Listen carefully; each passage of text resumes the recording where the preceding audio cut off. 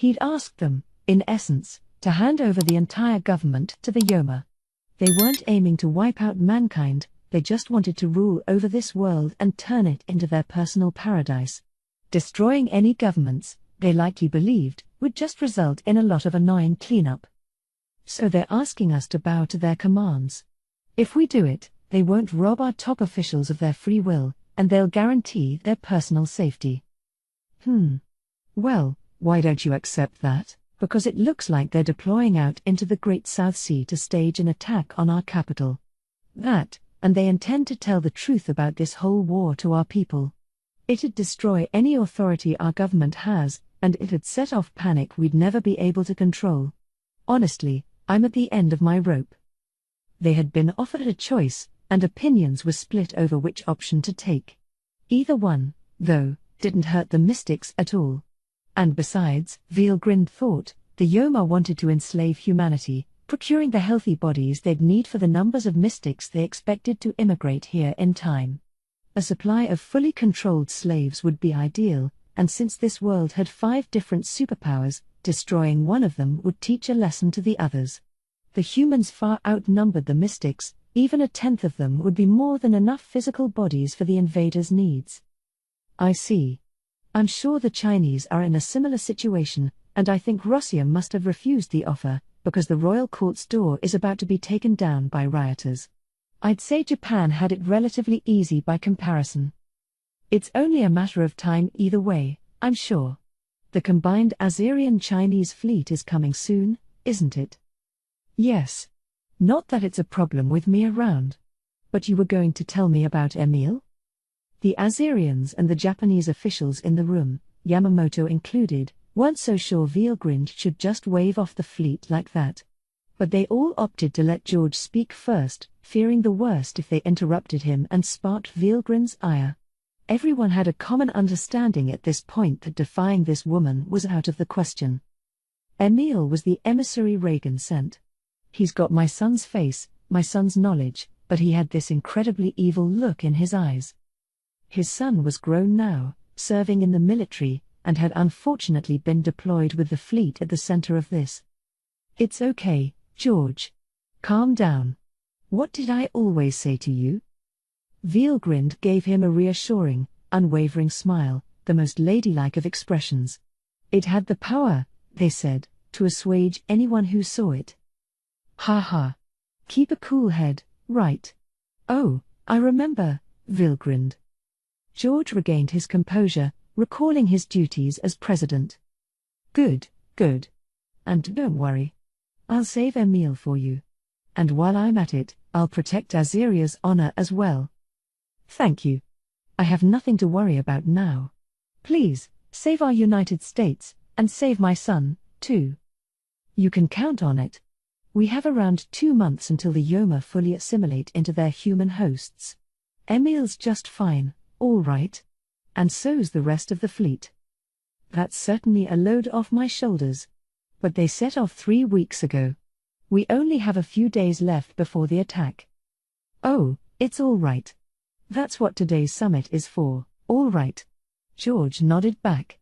I promise we won't hesitate to help in any way we can. I just hope this summit bears fruit for us. He stood up, the rest of them silently watching Azerian cabinet joining him. Their conversation was over, and the guides opened the door at Yamamoto's signal. We will take you to the waiting room now. Listening to Veelgrind's powerful words made everyone in the room feel relieved. They all voiced their thanks as they filed out. The next group Veelgrind summoned was the contingent from the Holy Arcean Empire. They had just crossed the ocean using dimensional connection, something they didn't understand at all, and one could only imagine how flummoxed they must have felt. No, voiced one minister. We were in a safe room only a tiny number of people know about. How did you?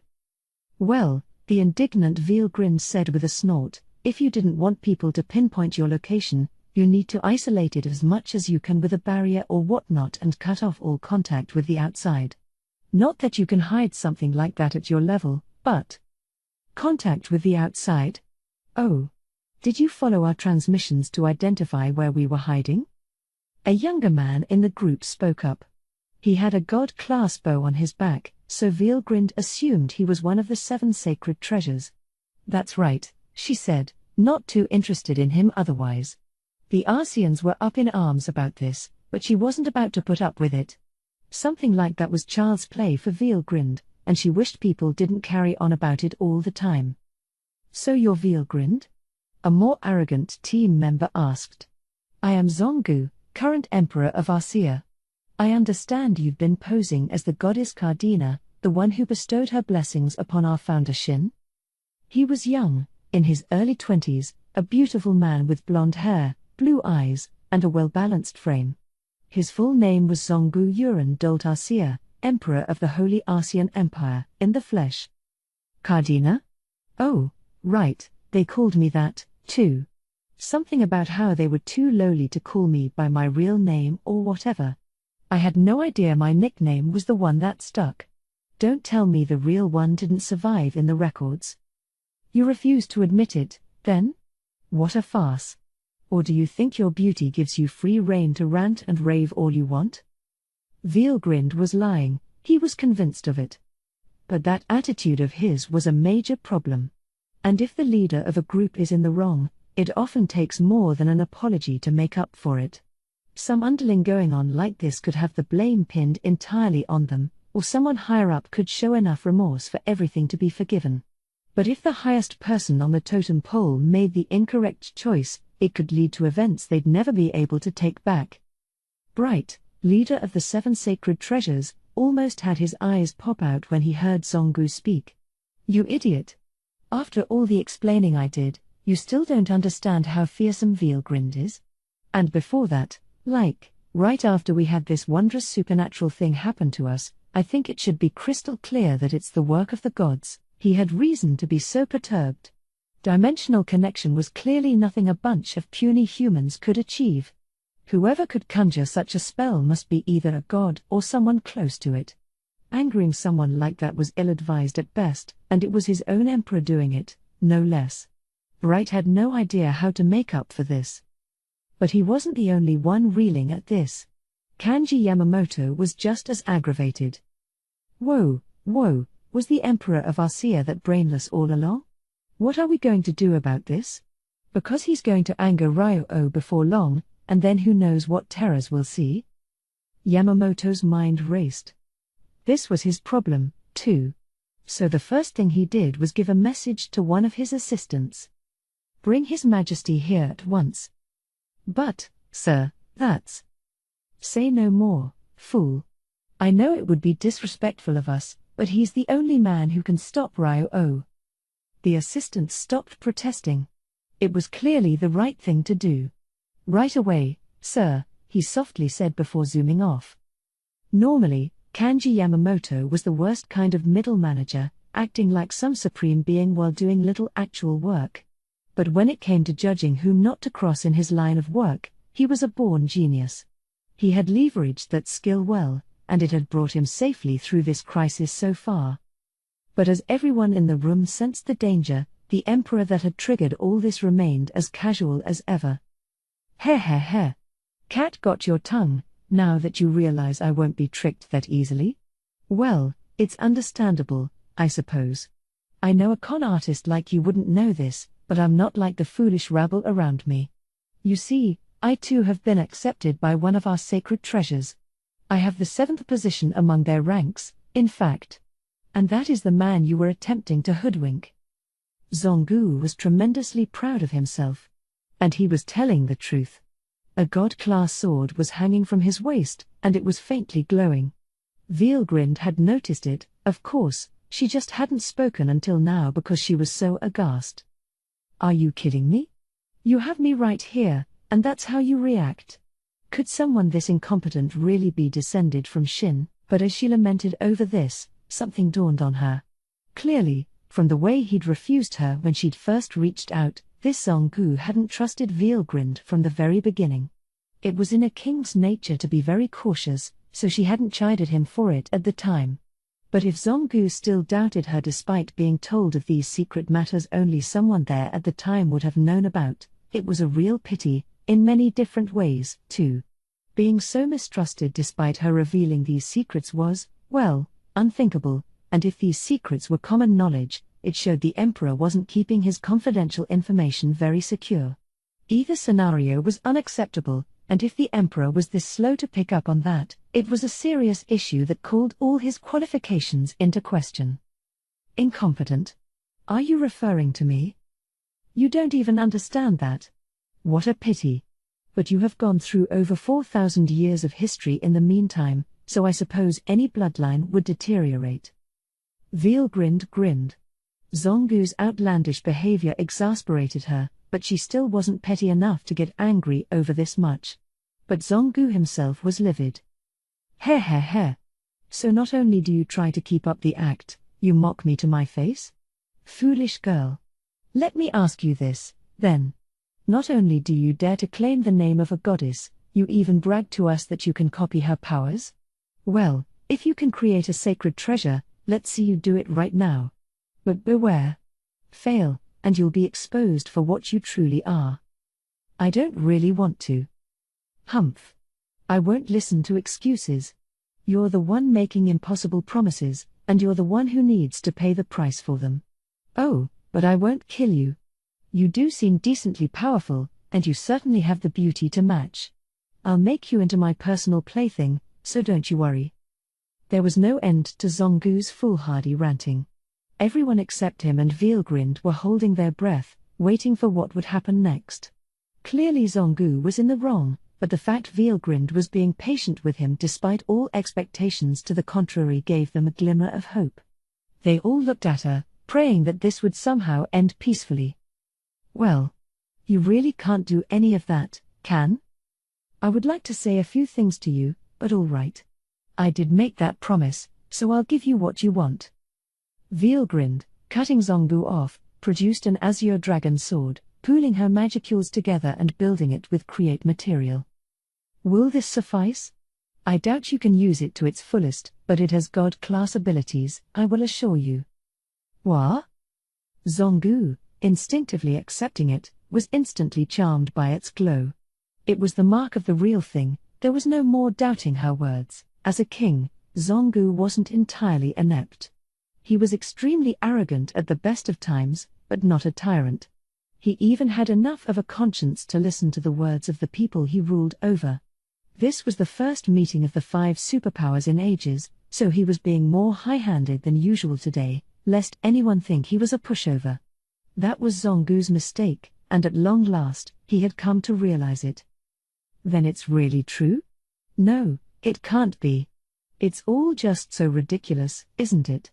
Someone from mythology, thousands of years ago, just showing up in this modern age? That's impossible. His mind succumbed to confusion. But as he did, Veelgrind, perhaps cutting him some slack because he was descended from a former Ludora, treated him as gently as possible. If this had been some unrelated person, the talking would have ended long ago, and there would likely be blood all over the walls. But Zongu, despite having all the luck in the world, simply couldn't accept it. In fact, no, wait a minute.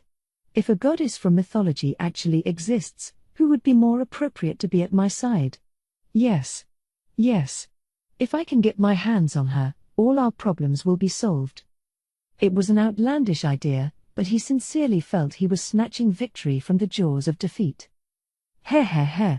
Yes, now I see. Veelgrind, my goddess. You've traversed across time to meet me, haven't you? What a gallant thing to do for love. But very well. Allow me to reply to your feelings for me in kind. I swear that I will love and cherish you for the rest of my life. He was horribly mistaken, and he had a room full of witnesses watching it all. Veelgrind was bewildered. Huh? What kind of joke is that? Heh. No need to be shy, now. We will have to wait until the end of hostilities to hold the formal introduction, but once everything is taken care of, I will gladly accept you as my true empress. It is said that Shin never managed to father a son with his beloved goddess, but what will we bequeath to the world, I wonder? With the blood of divinity, I'm sure our seer will reach greater heights than ever before. Zongu's impressively arbitrary delusions stunned Veelgrind into silence. Really, As her mind caught up with things, she wondered if she had ever been so insulted her whole life. Or maybe it wasn't that she couldn't keep up with this nonsense so much as she didn't want to believe it was really happening. It proved, either way, that even the omnipotent can feel totally lost sometimes, and if that's how Veelgrind felt, the audience was expressing an even wider range of reactions. The 7 sacred treasures in the room, for example, were beside themselves with shock. They wanted to shout, "Stop him, stop His Majesty right now," to the ministers there, but had to make do with glancing suggestively at them instead. Their instincts told them that something horrible would happen at this rate. It was the right of no man to make a goddess do his bidding. They needed to quiet Zongu down before divine punishment came winging his way. But the ministers didn't move. They couldn't, really. With Veelgrind's face now expressionless, her beauty stood out all the more, and it made this even more terrifying, especially considering how guilty they all felt. Clearly, the ministers wouldn't be any help.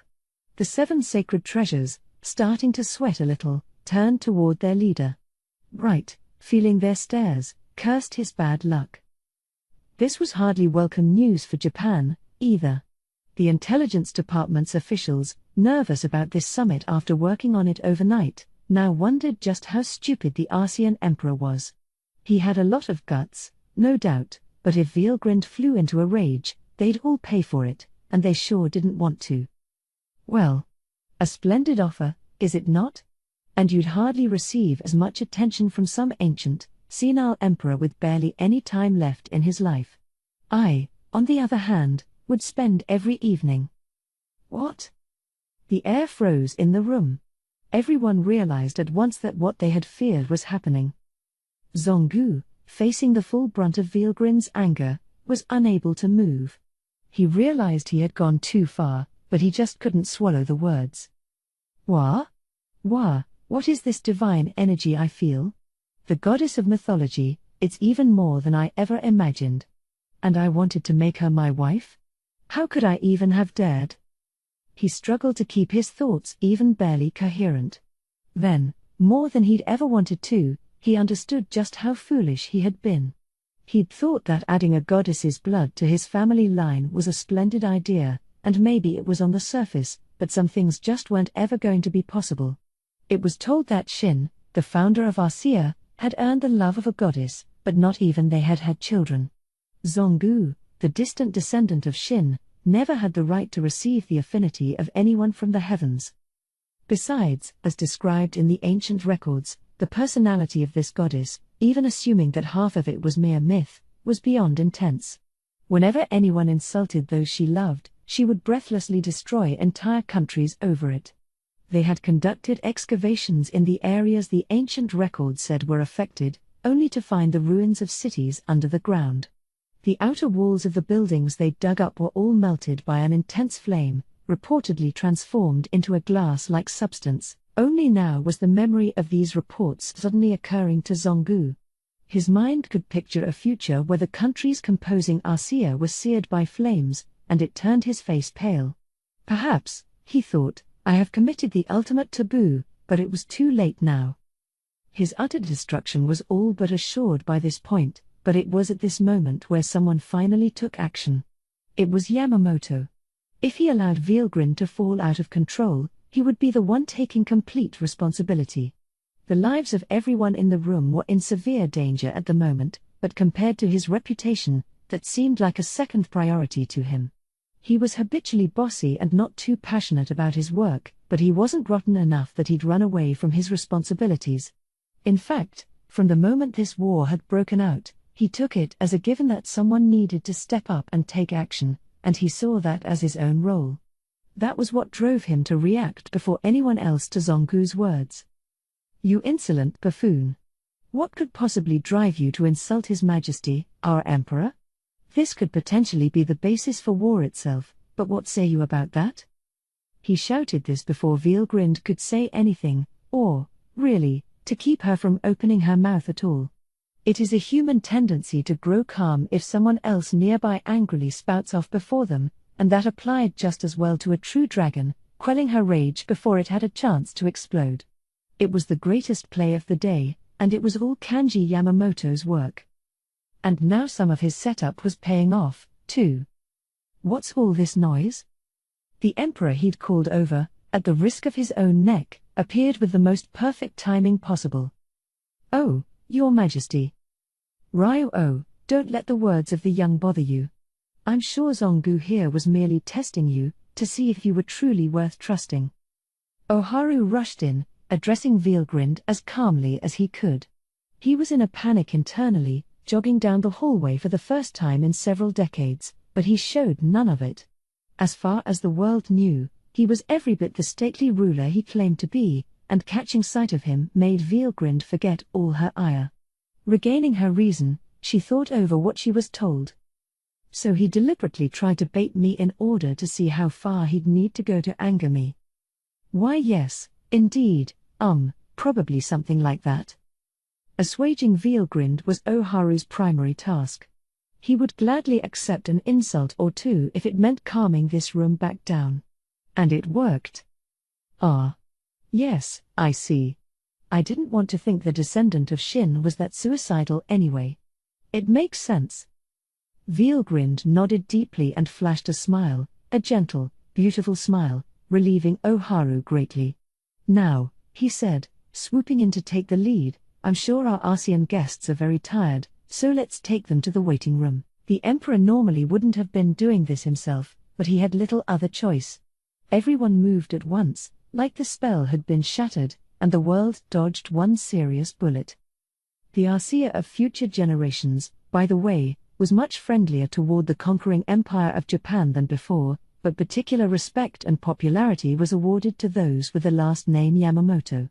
They were even listed in history textbooks, credited with saving ASEA from grave danger. It was the sort of fact that always showed up in final exams, so nearly everyone who went through the ASEAN school system was familiar with it. So Kanji Yamamoto would come to be described as the ASEAN ally who talked the Emperor Zongu back to his senses. All his groveling had given him immortality, not that he could have known it at the time. With the ASEANs gone, calm returned to the room. The Emperor retired to his chambers to receive some medication for his upset stomach, so Veilgrind decided to go back to work. Still, it's been quite a while since anyone tried to test me like that. Zongu was his name, wasn't it? He's certainly growing in a fascinating way, isn't he?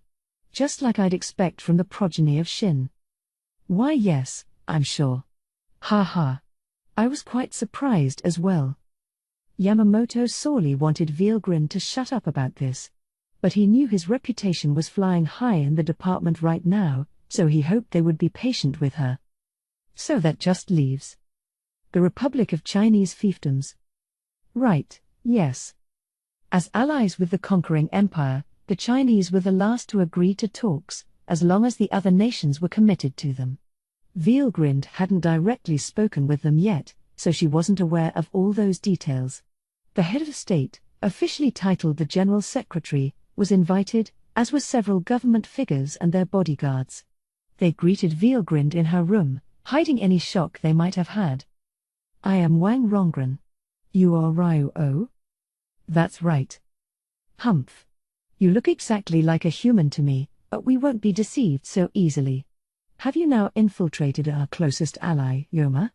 Or is this all a deception to make us think so? Wang Rongren wasted no time antagonizing Veilgrind. The Japanese in the room was starting to sweat anew, as she herself muttered again, under her breath. Judging by Wang's performance, something was clearly up back in his homeland, and Veilgrind opted to refrain from off-the-cuff remarks before she could figure out what. I don't know where this is, but we volunteered to venture into the tiger's den. Don't assume your schemes will harm us that readily, cursed Yoma. At Wang's shout, the bodyguards with the Chinese made their move. They were dressed in white Changpao robes, giving them flexibility as they worked in strict, refined synchronization. They were obviously martial arts masters to a man, not that any of it mattered to Veilgrind. Yoma, we concede your strength is fearsome. But no, we will never forgive you for the name you stole. Yes. The dragon in your name was taken by Long, the progenitor of our dragon fist style. And no Yoma should ever dream to bring that name to her lips. The bodyguards roared with white-hot rage. But the reaction from the Japanese was remarkably muted. Everything was thinking the same thing, not again, she's the real thing, you know. But Veelgrind picked up on something else.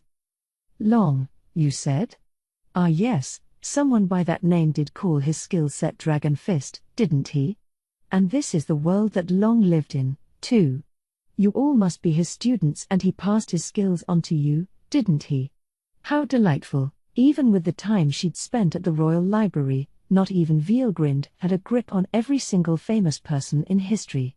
Japan wouldn't have any books lying around about hidden martial arts schools in foreign countries anyway. It would have been understandable, therefore, if this Dragon Fist inventor Long hadn't immediately rung a bell with her, but she acted like he was some long-lost friend. It befuddled the Chinese before her. Why are you acting like this is some grand discovery for you? Trying to hide the truth? Well, good luck. We are the best of their elites, and will crush you and your attempts to destroy us. And we'll start with you, the one who took our master's noble name. We must restore the pride of our homeland. The bodyguards assumed fighting poses. Veelgrind, watching this, just beamed at them. Oh my, you've certainly honed your drives for battle, at least, by the standards of this world. I can tell you've striven to improve yourselves, and to train constantly. I'm so glad you're still taking Long's teaching so seriously. Veelgrind was now looking at these martial artists not as enemies, but as her beloved pupils. The difference in attitude only enraged her adversaries further. How dare you ridicule us? Let her. We should all just leap upon her at once. They were ready to rely on their fists, but someone stopped them, a smaller figure, the only one among them wearing a robe embroidered with the character for dragon. Halt! This isn't anyone you could ever beat. The clear, refined voice suggested the person with dark eyes and dark hair was a woman. Lady Xianhua? But the bodyguards tried to refute her, but the sight of Xianhua, the Holy Fist, stopped them cold. She was the most powerful among them, ever cool-headed and always defiant against any enemy in her way, and they could tell she was anxious and sweating. I'll take her on. And with that challenge, nobody else dared to speak up. You're the current master? Your will impresses me. You deserve praise. I have taken on the Hunpo, the spiritual and animal soul, of the holy fists of the past, the ones who have inherited the greatest power there is. And if you are truly the real Longhuang, or Ryo-O, as Japan calls you, may I ask you for a fight? No problem. I'll be glad to educate you, and I hope you appreciate the honor.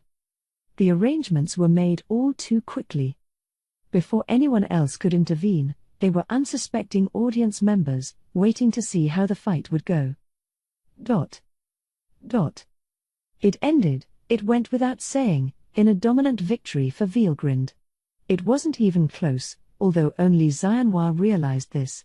In the eyes of her audience, it looked like she was staging an all-out frontal attack. To her better-trained Dragon Fist students, it even seemed that Xianhua was cornering Veelgrind with her fists and kicks, both infused with a bluish-white lightning. Dragon Fist was passed on to just one person at a time. All its skills were given to the most skillful of the master's pupils, regardless of bloodline.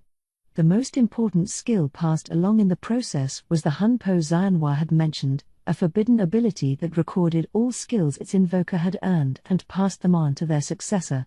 Part of the master's internal strength was passed along as well, which meant that each generation held more fighting spirit within them, refined to a higher quality. It wasn't a given that the successor would inherit every single ability, but as long as Hunpo was among the ones passed down, there would be hope for the next generation, and, with the hope that an all-powerful martial artist would be born following his teachings, Long had breathed his last. This was the history Xianhua was born into, but as the Holy Fist, she was more than worthy of being called their strongest yet. Her inherited Hunpo had fully integrated itself within her spiritual will, making all skills and strength her own. She had reached levels of power that were unusual, almost eerie, to see in this world.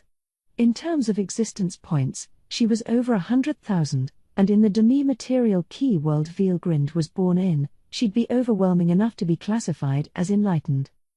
Nobody in this world could even hope to compare with her, but, well, she'd chosen the wrong opponent today. Veelgrind toyed with her for a little while, and that was all it took to mark her defeat. I give. He. Such wonderful strength. Certainly stronger than Jensei. In this world, I think you could have beaten Kondo, too. Despite being so badly beaten, Xianhua seemed refreshed by the experience. All doubts about Veelgrind had vanished, and she admitted to herself that this was the real thing. Veelgrind, for her part, was overjoyed that the long she loved had seen his martial art passed down to this present day. She couldn't have praised Xianhua and her students more, and she was even ready to give them 1 or 2 god-class weapons. That never wound up happening, but the sheer joy she exuded at having had this experience was undeniable. So, after many twists and turns, the leaders of all the relevant states were here. It turned out that the Chinese political leaders who had been brought here, apart from the General Secretary Wang Rongren, were actually more martial artists in disguise. They had presumed this whole thing was a Yoma trap, Japan realized, so no blame was assigned, and now they were replaced with the real government officials. Listening to their story, it was actually an all too common tale of hostages being taken. Here, though, their sheer number was on a national level. The mystics' activities in the Chinese fiefdoms had begun with the targeting of the children of the nation's leaders. Over time they'd expanded on this, built up their numbers, gained new connections, hooked up with their targets, and brainwashed them before sending them off to their bases. Teachers, co-workers, bosses, families, they'd gradually possessed all of them, and they were around 70% of the way to their ultimate goals. That was why the invasion of the United States of Azeria had been approved by unanimous vote in the National People's Council. I'm not expecting an apology to be enough, but I hope you will understand that none of us were willing participants in this. Wang lowered his head. Oh, it's fine, George replied. I understand that every nation has their own issues to tackle. My own son was taken from me, besides, but if I put my family against my nation on the scales, my choice is gonna be the same every time. That's my responsibility as president, but even so, I'm not going to give up until the very end. Yes. I understand how you feel. George and Wang nodded at each other. Along those lines, let me apologize as well. Emperor Magellan of the Greater Rossium dynasty spoke up. His military was beyond his control now, staging a mad invasion of the Chinese fiefdoms, and he admitted to everyone there that he had no way to stop them. I suppose I'm just as guilty, then. Our invasion of Greater Rossium was a terrible misstep engineered by the Yoma. I think it's time for me to admit that as well. Emperor Zongu was acting unusually humble by his standards. After Yamamoto and Oharu's quick thinking had saved his life, he'd spent some time in the waiting room calming down. With his head cool, he'd realized just how dangerous his antics back there had truly been. He was far from a talentless ruler, and he could discern which way the wind was blowing. So he'd talked things over with his 7 sacred treasures. Zongu's right-hand man was 4th ranked out of the 7. One of the 7 had joined the invasion of Rossium and had yet to return, so he'd been brought in to replace that person for this event. The missing member was a woman, one burning to fight so badly that she'd requested to join the operation, then put her military unit on the move without waiting for HQ's answer. It had been a clear violation of the chain of command, and a sacred treasure staging an invasion without waiting for imperial orders was a serious issue that couldn't be allowed to stand. She had once been steadfastly against any opening of hostilities, but had recently demonstrated a clear change of heart. It greatly confused those around her, and she was soon placed under suspicion. Following her most recent crime, however, the government decided to stage a search, as much as they hated to make a hero and sacred treasure their enemy. They had failed to find conclusive evidence that a Yoma had taken her over, but as they concluded, it had to be accepted as fact. It was a gut-wrenching, pride-destroying decision. Veelgrind and Xianhua's battle had taken place in the courtyard that was visible from the waiting room. The 7 sacred treasures working together couldn't defeat the Holy Fist, but for Veelgrind, it was like taking candy from a baby. The treasures understood there was no reason to keep on bluffing about their own strength, and Zongu agreed. Thus, without any further ado, the Holy Arcean Empire renounced its ambitions to conquer the world. Heh. I just remembered. As the myths say, anyone who earns the goddess's blessings will rule the world. If that is the inevitable truth, that would make Oharu our generation's mightiest ruler. It was Zongu's clear understanding of this that made him pledge his full allegiance to Oharu. So the summit began with a flurry of apologies. If I may also speak. No, I understand the conquering empire of Japan's position well enough. Right. We of the United States regret forcing you into a decision as well. Oharu attempted to join the fray, but Wang and George wasted no time cutting him off.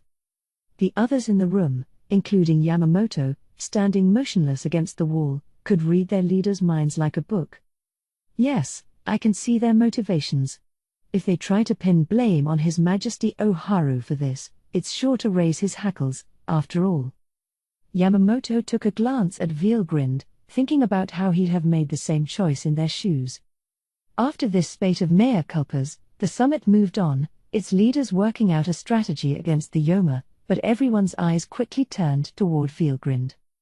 So, Ryo, what sort of strategy do you think would be effective against the Yoma? Japan's army minister hated to ask the question. It was terribly embarrassing for him. Here was the commander of one of the conquering empire's greatest forces, someone who certainly wasn't paid to shunt responsibility off on others.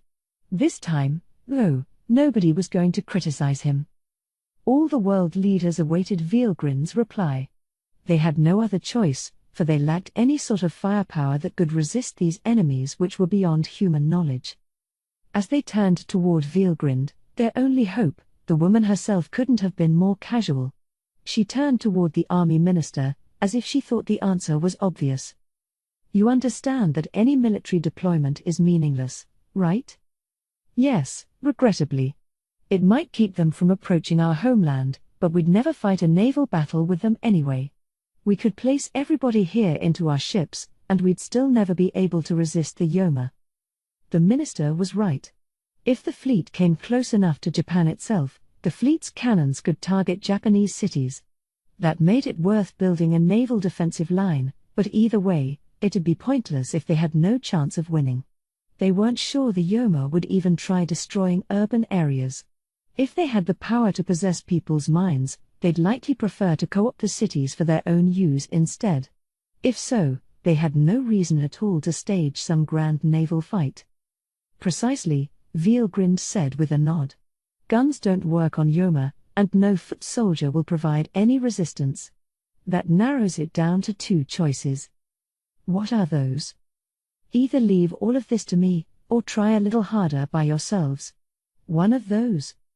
To the proud military men and women in the room, the choice Vielgrind presented was simply humiliating. But the reality was that nobody had anything to counter her with. They were all gathered here, the supposedly most powerful wagers of war this world had ever known, and now they were flashing glances at each other, gauging each other's reactions. Their eyes told the whole story, they were in agreement.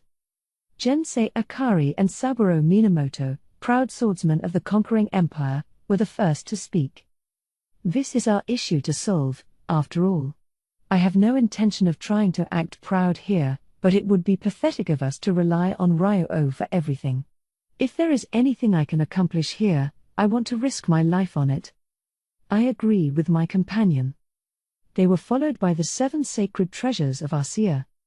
Well, I don't want Japan seizing all the glory. I want us to play a role in this, too. We can't have His Majesty Zongu come out and fight himself. I hope he can leave this to us. Exactly. The Emperor has duties he can carry out only if he is alive. This is a job for us to handle. The 6 members besides Zongu were ready to contribute. Xianhua the Holy Fist was just as resolute. Longhuang, my lord, if you are willing to offer the human race your protection, we have nothing to fear. Even if we are defeated, with you on our side, we are all but guaranteed victory in the long run. So please, allow us comparatively smaller presences a chance to grow and prosper in battle. She meekly bowed her head. That made her the 9th warrior to have volunteered for this effort, but there was one more remaining. Is it all right if I join you? This was codename Billy, head of the Secret Service of the United States.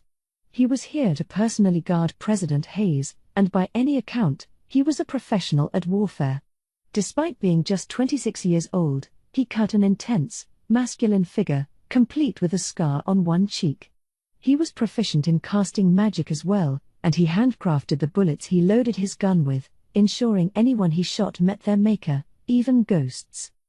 But while it was a courageous act from a courageous-looking agent, compared to the other 9, Billy was clearly a notch below them. His physical abilities were nothing to write home about, and even his weaponry wasn't particularly noteworthy. He certainly beat everyone else in the room who stayed silent, too timid to think they could help at all, but could he really help in a combat situation? That was questionable. Billy was fully aware of that as he nervously awaited Veilgrin's answer. George saw fit to back him up. Yes, Billy has proven to be extremely talented in his guard duty. He's saved my life multiple times, and Emil is just as fond of him.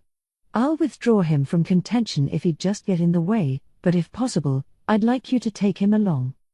Giving up such a trusted member of his personal staff likely meant exposing himself to more danger than before. George was fully aware of that, but with humanity facing extinction, he couldn't find it in himself to simply do nothing. Billy, he figured, could hold his own against the lower-level Yoma. He honestly believed this, and so he made the offer in hopes of expanding their war power. This group would form a team that'd raid the Yoma's headquarters.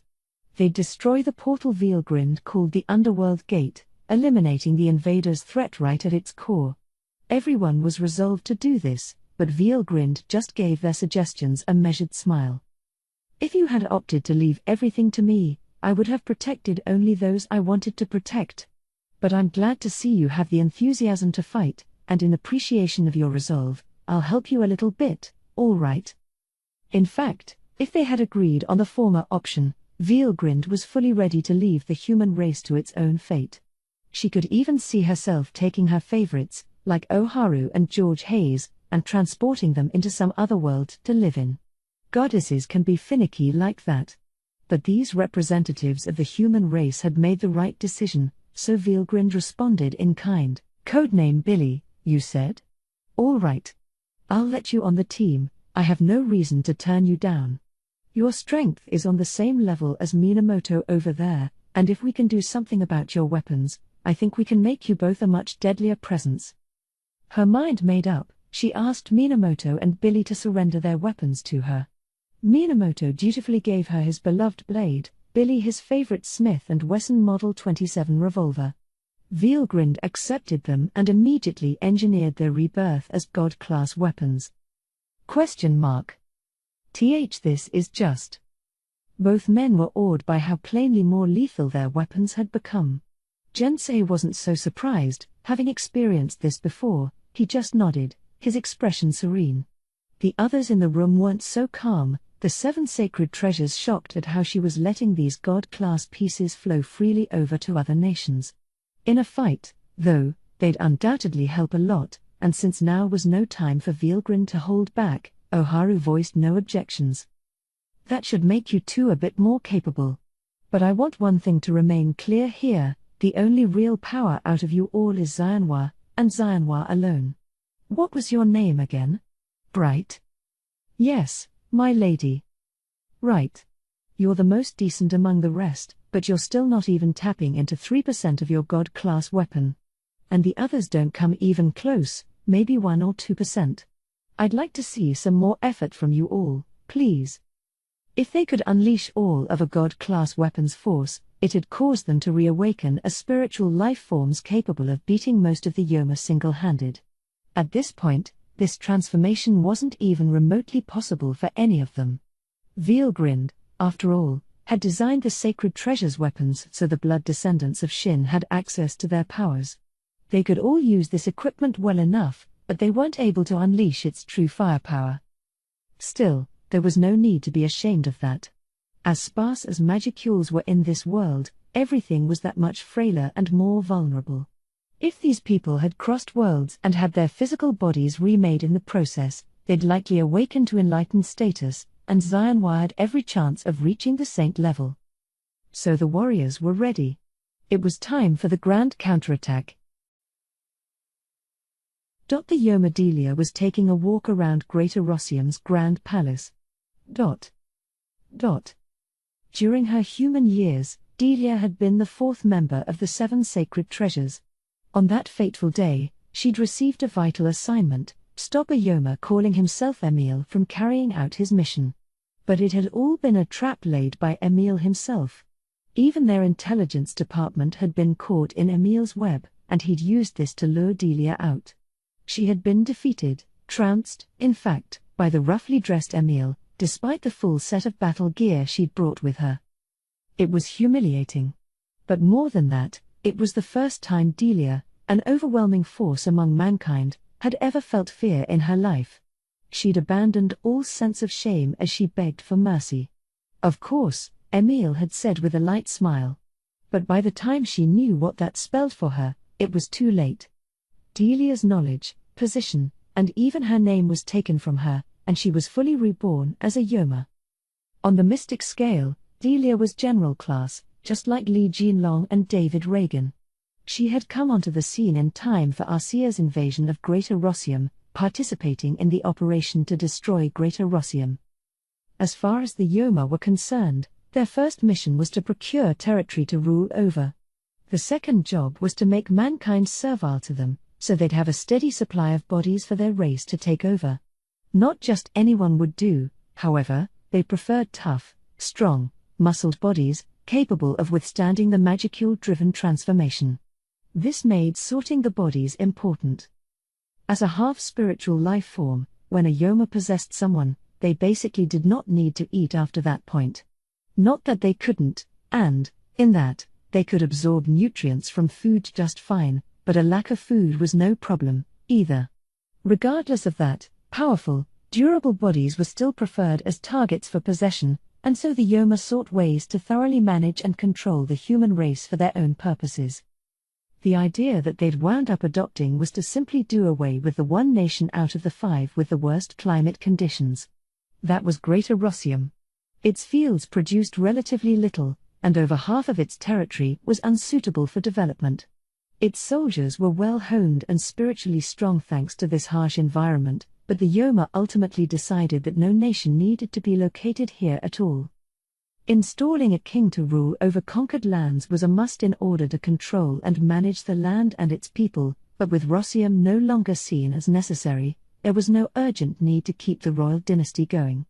The Yoma had no intention of simply killing everyone in the region. They figured that if the Rossium royalty were eradicated, the nation's current political system would collapse by itself. Along those lines, Pulcinella the Mad Priest was agitating the populace with an eye towards staging a coup, and Delia was following his lead.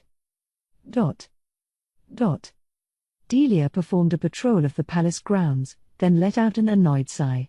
No matter where she looked, there was no trace of Rossium's royalty, the emperor and his entire family.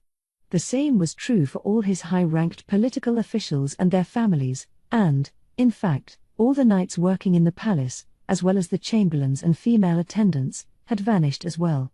They had combed the palace, searching for hidden corridors and the like, but they had yet to discover any trace of those who had gone missing. They'd even possessed a couple of palace staffers, picking through their detailed memories of the palace, but still found no clues. The only conclusion they could reach at this point is that these people had all disappeared into thin air. "How's it going with you?" She was being addressed by Emil, a co-worker of hers. They were both of the same rank, so they had a friendly relationship with each other. "I give up. I have absolutely no idea where the Greater Rossium Emperor could have gone." "Yeah? That's a problem. It's not like they have access to control dimensions like we do." "Oh, no way. People on this world would see that as an act of God.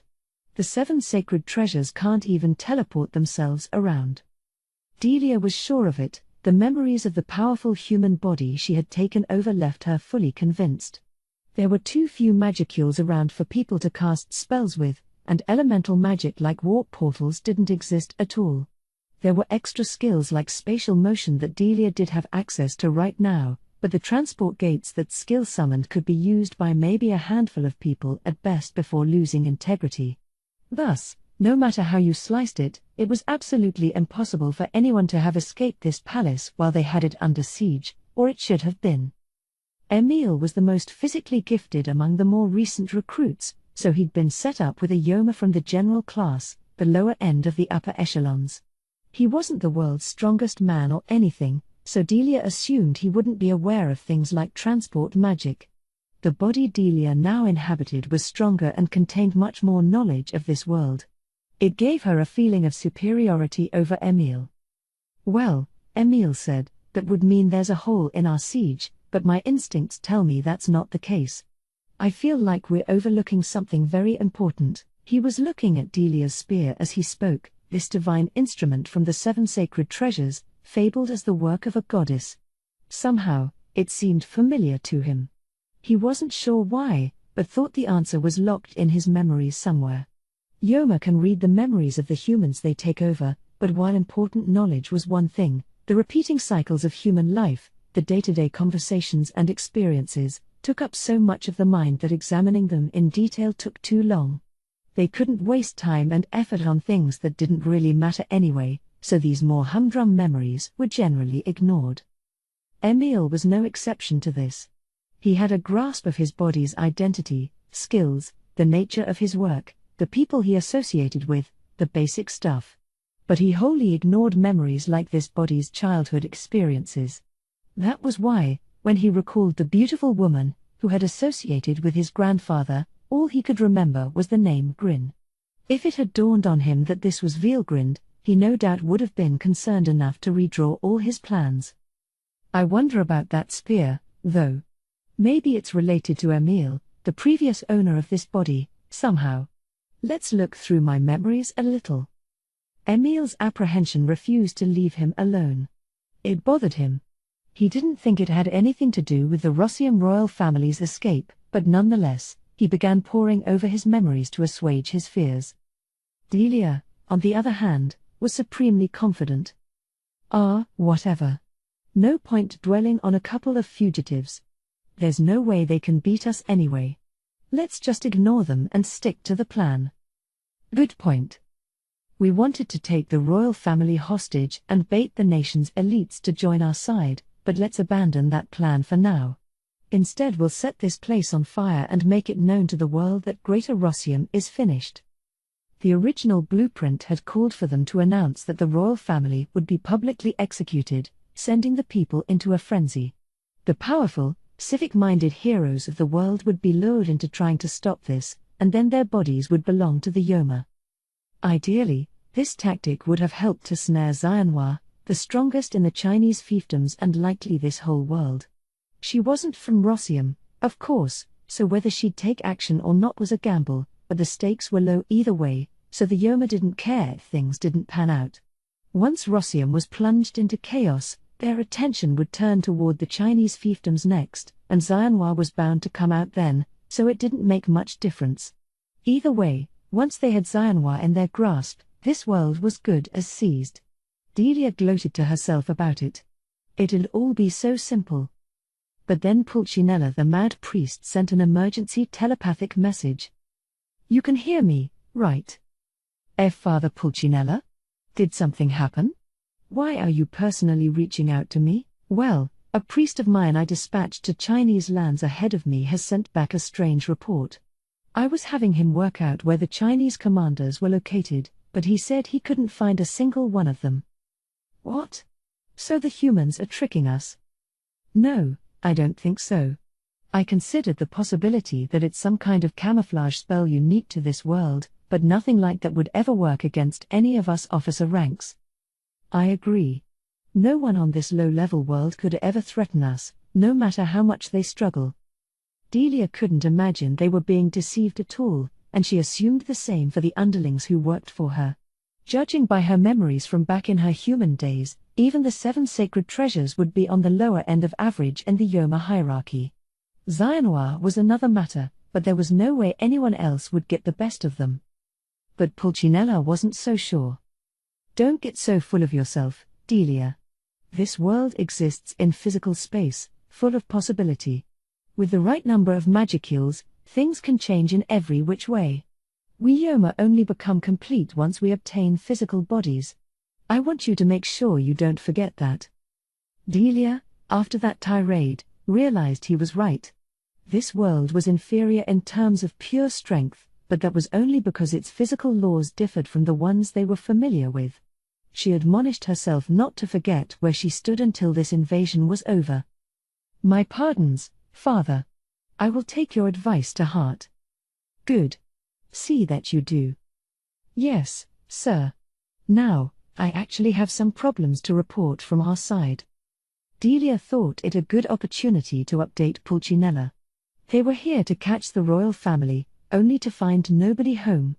It was just like what Pulcinella had heard of over in China, making her sense of dread even more palpable. What? The situation is similar in Rossium? I can see the palace from here, but I didn't detect anything unusual. Did we let our guards down? I don't know, but I feel like something terrible is happening. What should we do? Delia was in full agreement with him.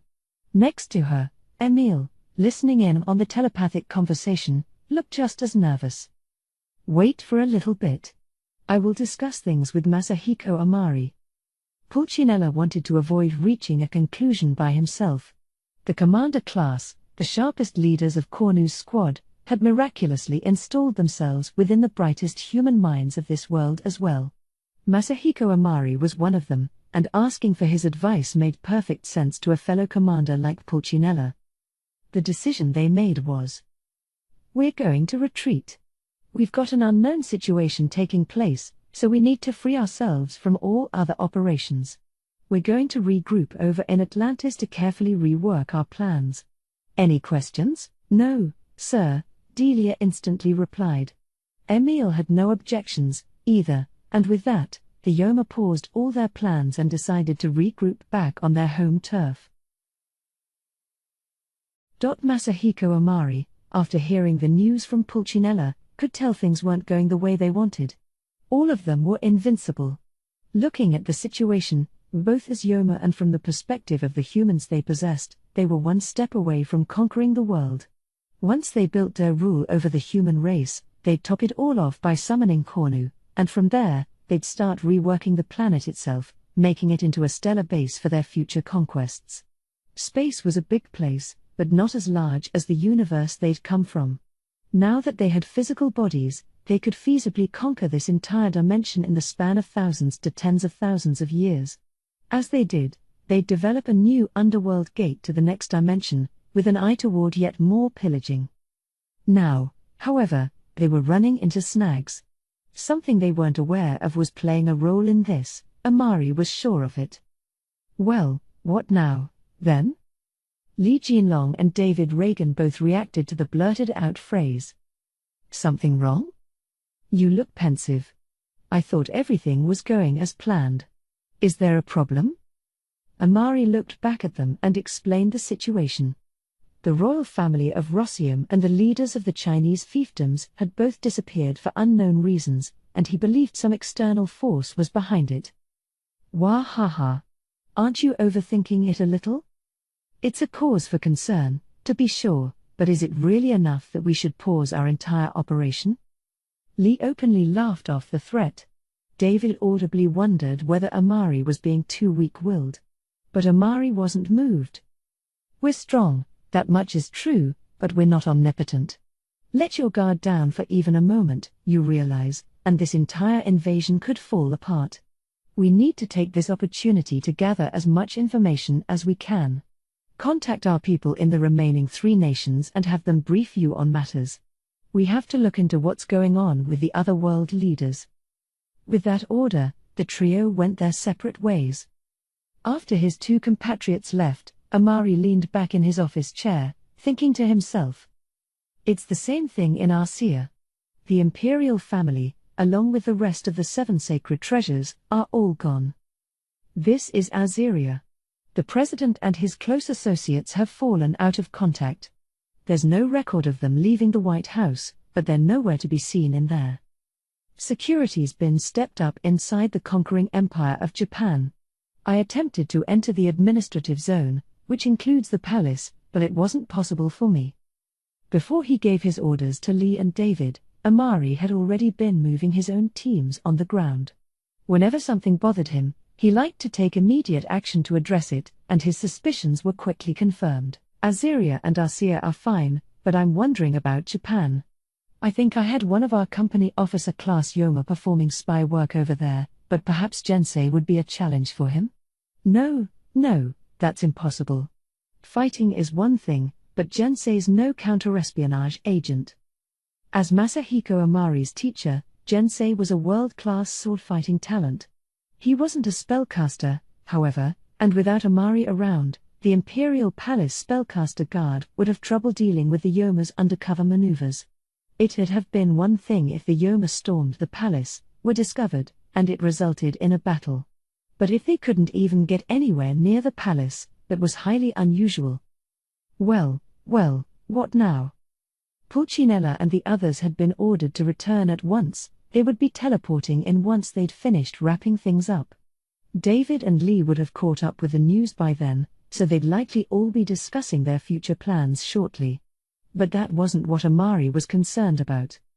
What am I anyway? The human Masahiko Amari had been possessed by a commander-class Yoma.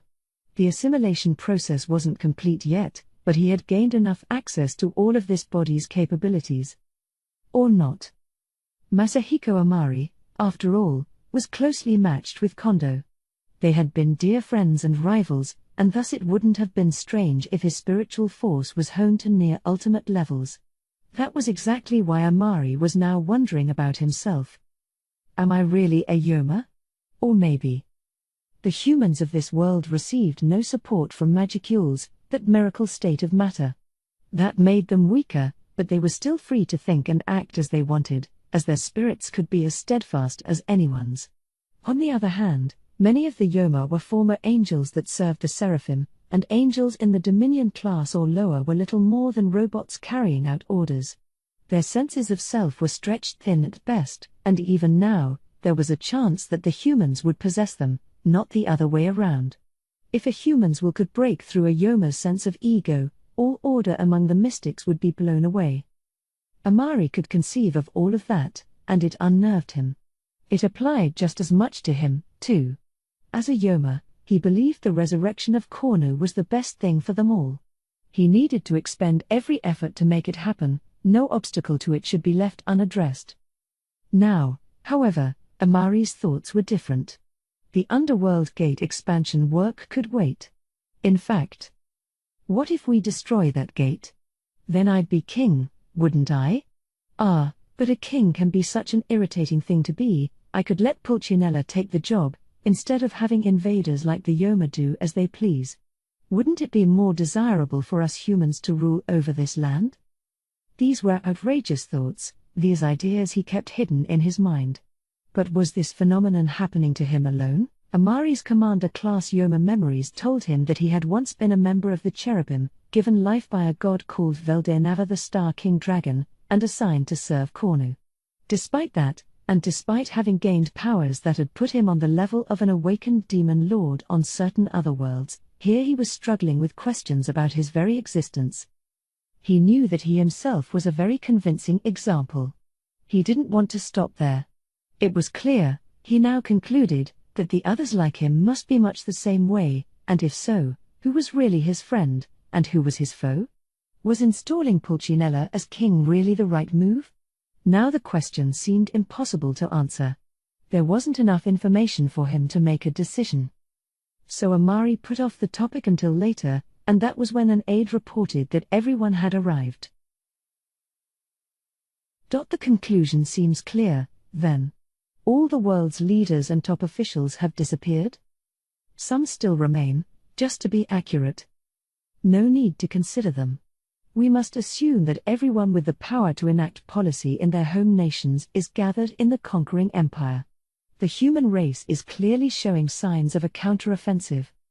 I will not deny that, no. If the two leaders in the room were in agreement, there was no debate left. Should we send our fleet to Japan, then?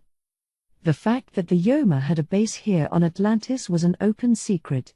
The humans knew about it, and the Yoma hoped they'd be lured over someday. People in military service, after all, were typically more suitable vessels than the general public. Best to have them beat a path to their doorstep rather than try kidnapping them all, such was the Yoma's strategy. But if something disturbing was going on in Japan, that changed matters quickly. They could, perhaps, have sent out a large offensive force and wait to see what would happen, but Masahiko Amari was fighting off the anxiety that he was missing something important. The world was all but theirs now, because there was nobody strong on this planet. But was that really the case? If that assumption proved incorrect, that presented the need to reconsider this whole operation at its core. If I could just confirm this one more time, Amari said, I want all of you to exercise all your knowledge for me. Are there truly no strong people left in this world? That much is a given, Li Jinlong replied, a grin on his face. The only threat to any of us is Xianhua. The confidence he effused only added to Amari's concern. Hold on. Let me ask you, then, who trained Xianhua? That. Because in my research, I saw that she is trained in the Dragon Fist style, which is strictly passed down from the master to one of their students. It said this style includes skills that remain unknown to the public. Ah, right, yeah. That's why she's so much stronger than average. But how were these skills created in the first place? The style was originally founded by a man named Long. Do we have any information on him? The question made Li reflect on his body's memories. He was an advanced student of the Dragon Fist, even though he hadn't been selected to become its next master, so he had learned quite a bit about its progenitor. I think it was written in one of our sacred tomes that he was guided to found this style by a great woman named Longhuang, but what I read was just a collection of oral histories. I don't know how useful it'd be for us. The dread was growing in Amari's mind. An ancient, unsourced biography like this normally wouldn't have fazed him at all, but something about it kept nagging at him. Actually, Delia said, remembering something, I recall a myth about a goddess who guided the original founder of Arcia as well. This was doing nothing to assuage Amari's mind. Delia grew pale as well, a cold sweat running down her back. Since becoming a Yoma, she had never let herself be swayed by emotion like humans were, but the importance of this memory spooked her. And this goddess's name was? Cardina. It said she called herself Cardinal, in reference to the deep red color used to represent her, but came to be better known by the nickname Cardina. The word cardinal rang some bells. Amari, plunging into his Yoma memories, knew that Veilgrind the Flame Dragon had called herself that for a time, after the color of her aura. Quite a coincidence. Veilgrind the Flame Dragon should be in the same demi-material key world as Lord Feldway. I heard she was too infatuated with Emperor Ludora to have even known what our true objectives are. There's no way she can be in this world. Even as one of the commanders serving Cornu, he had never been given the chance to speak with Feldway the Mystic King, a godlike existence to him. Therefore, he had to rely on second-hand sources, but they'd told him that their plans in the key world were going well. Veilgrind was completely submissive to Ludora, she'd never leave his side, and that wasn't up for debate. It was impossible to picture her on this planet, but now Amari couldn't shake the idea that she was, somehow. The pained expression on Delia's face indicated that this topic was far from over. Is that all? He dared to ask. Delia replied by presenting her spear. This weapon is a sacred treasure, supposedly crafted by that goddess. It contains a fearsome amount of power, but not even I can take full advantage of it.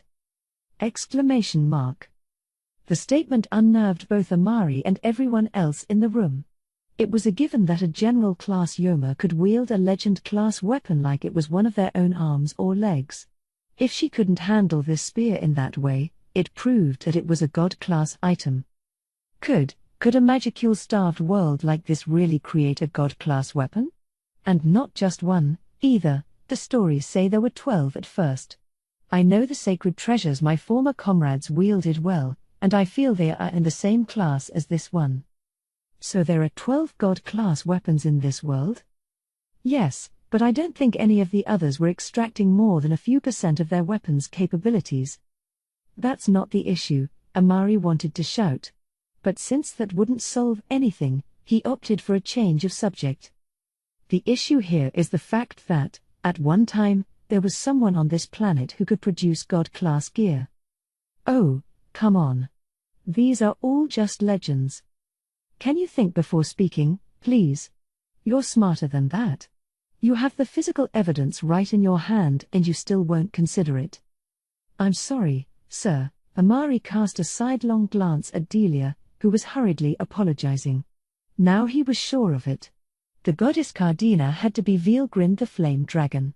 It was all a bunch of coincidences, but stacked up high enough, they formed an irrefutable truth, a truth that made Amari mutter out loud. To think Veilgrind was on this world. The statement was a titanic blow to one member of the meeting. Veilgrind? Did you say Veilgrind? What is it, Emil? The usually aloof Emil was suddenly acting very suspicious. Ignoring all the stares, he began to mumble to himself, a trait stemming from the instincts of Emil the human being, not the Yoma. The rest of the group, not knowing this, nervously waited to hear about whatever discovery he had just made. Yes, that's it. She is here, in this very world. In which case, we're... Pure fear ruled over Emil's heart, emotion from his Yoma side.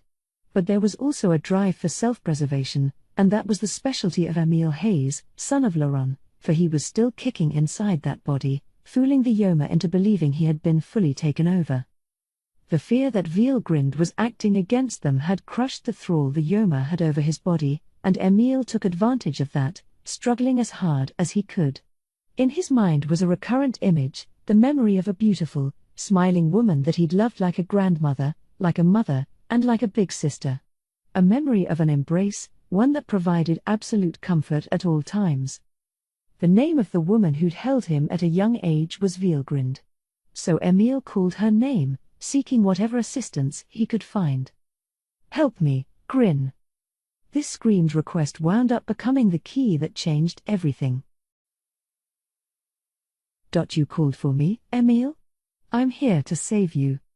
She suddenly appeared, saying those words. As tightly guarded as the Yoma base was, it almost seemed unfair how little that affected her. This, of course, was Veilgrind, and considering how she'd even managed to half-destroy Ramirez's labyrinth in the past, the Yoma's barriers may as well have not existed. The Yoma couldn't be blamed for their stunned silence. Even the normally calm and collected Masahiko Amari hadn't expected something like this. He was sure Veilgrind had a hand in this world's history, but he hadn't expected to encounter her like this, before he could even do anything about it. Veilgrind. Why are you here? You know my name, I see. Of course. Didn't you work together with our Lord Feldway to help Emperor Ludora with his conquests? I guess if we're connected by key worlds, we can sync up our timelines like that, huh? What? Forget it. If you don't mind, I've got some errands I'd like to take care of right away. Masahiko Amari was thrown into disorder, but the cool-headed part of him kept thinking. If they had picked up on Veilgrind's presence sooner, they could have at least taken some measures against her. But the threat had never even occurred to them. This is a huge failure. But why? Someone on her level shouldn't be able to cross dimensions at all. We're expending every effort to enlarge the underworld gate we have, but we still haven't managed to call in Sir Cornu. Veilgrind was an existence on the same level as Cornu, perhaps even higher. Her magicule count was too colossal for Amari to even fathom. But how had she come over to this world? He had no idea. Nor did he know what her objectives were. If at all possible, he wanted to avoid hostilities right now. But errands? Oh, just a simple request. Give up on invading this world and retreat to your own, all right. Do it, and I'll let this whole thing pass. Veilgrind delivered her ultimatum with a smile, but there was anger sandwiched between the words. These beings were trying to hurt the people she loved, and she hated them. Amari could tell. This is awful. She's already pegged us as the enemy. But I don't understand. Wasn't she allied with Lord Feldway? Wait. Synchronizing timelines. His astonishing brain worked at astonishing speeds, figuring out the truth lurking within what Veelgrind had told him. Oh. She came here from another timeline. I don't think she knows our situation, but she didn't seem surprised by my talk of Lord Feldway and Emperor Ludora. It seems fair to assume she is aware of all events up to the present moment. And judging by how Sukornu hasn't changed his orders, something or other must have happened at a future point in time. It's likely that. It was likely, Amari concluded, that she had jumped into this world's past from her key world. It was laudable how sharp his brain was, but sadly, he wouldn't have time to reap the benefits. I'm not here to negotiate, all right? You annoy me. She wasn't even trying to be approachable. Amari needed to make a choice fast. Veelgrind, meanwhile, was perfectly calm as she brought a hand up to Emil, whom she had pulled over toward her at some point. Her aim was clear at a glance. She was trying to separate Emil from the Yoma that was a step away from full assimilation. The Yoma resisted with everything it had, but it was likely just a matter of time. And if that was how it was, Amari thought, best to use that time as effectively as possible. We're aiming for a world where Yoma and humanity live hand in hand, you know. It's a pity you don't understand that. No, because intelligent creatures aren't about to understand each other's one-sided desires anytime soon. No doubt. But I'm afraid we can't give up. That's your answer? It certainly is. Veelgrind smiled. Silly boys. All right. Have at it, people. The final battle was about to begin. The Yoma's eyes opened wide at the people who'd suddenly appeared. The same was true for the other side as well. The most powerful human warriors in this world were even more puzzled by this than the Yoma. You were called here. Huh? You have to go, all right? Go and save that guy. And after that short conversation, Veelgrind suddenly disappeared. They had been in a daze to start with, and now they had been summoned to this unfamiliar place, in the middle of all this, no less. None of them even realized they had been carried across physical space. They hadn't gone through any transport gate, they had simply blipped into this new location without warning. It was, in essence, teleportation, carried out on 10 or so people at once, a truly astounding, supernatural feat. The work of divinity, something Jensei and the other warriors representing the human race here could never have comprehended. Being told have at it, people, wasn't much in the way of guidance. In difficult times like these, it was important to figure out what you were capable of doing before anything else. When taking an exam, the rule of thumb is to save problems you don't understand for later and focus on the questions you have an easy answer to first. This strategy can be applied to jobs as well. If you begin a task by tackling the things you know how to handle first, the rest often falls into place by itself. Here, the group was lucky that some of them knew each other. Having discovered the familiar faces among themselves, they began to negotiate. Jensei's eyes immediately went toward Masahiko Amari, his student and trustworthy friend.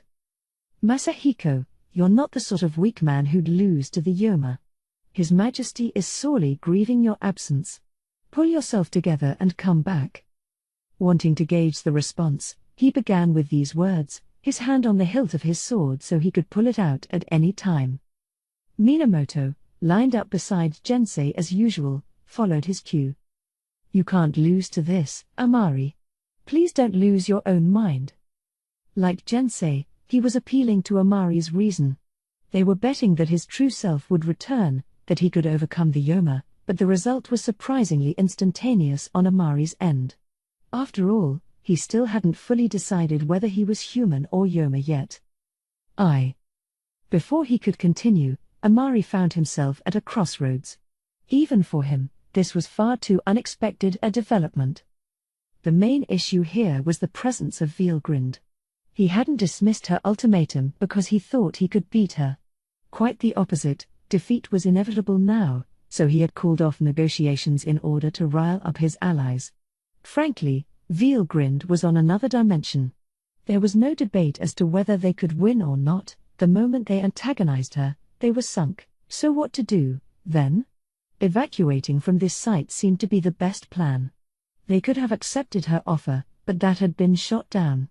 If they said yes to her, the operation would end with nothing in their strategy having been achieved. The blame would all go to Amari and Pulcinella, and Amari wasn't meek enough to accept those consequences. In fact, the Yoma's defeat felt oddly refreshing to him. All in all, the human side of Amari was winning out, which is why Jensei's pleading hit home. His human heart was telling him to travel over to them. His intelligence as a Yoma was shouting about how it refused to accept defeat. His sensibility as a human told him there was no point trying to escape. His instincts as a Yoma were scared witless at the threat of Veilgrind. And as all this information fought each other in his mind, Amari felt sorely pained. Yes. The Yoma's greatest weakness is the thinness of their sense of self. If they were at least granted names, that would establish a firm sentience in all of them. But then again, that's exactly why I overcame this Yoma. Yes. I am Masahiko Amari. I could never be a Yoma. But he was suffering in a way only a human being would. Seeing that, Jensei and Minamoto thought they were on the right track. You have to remember, Masahiko. Remember who you swore your loyalty to. Who do you polish your sword skills for? There needs to be a concrete meaning behind your strength, or else it turns into simple violence. You didn't forget that teaching, did you? Amari remembered. His loyalty was to His Majesty the Emperor, and his sword must only be swung to protect the weak. Kondo fought gallantly to the end, Amari, before breathing his last.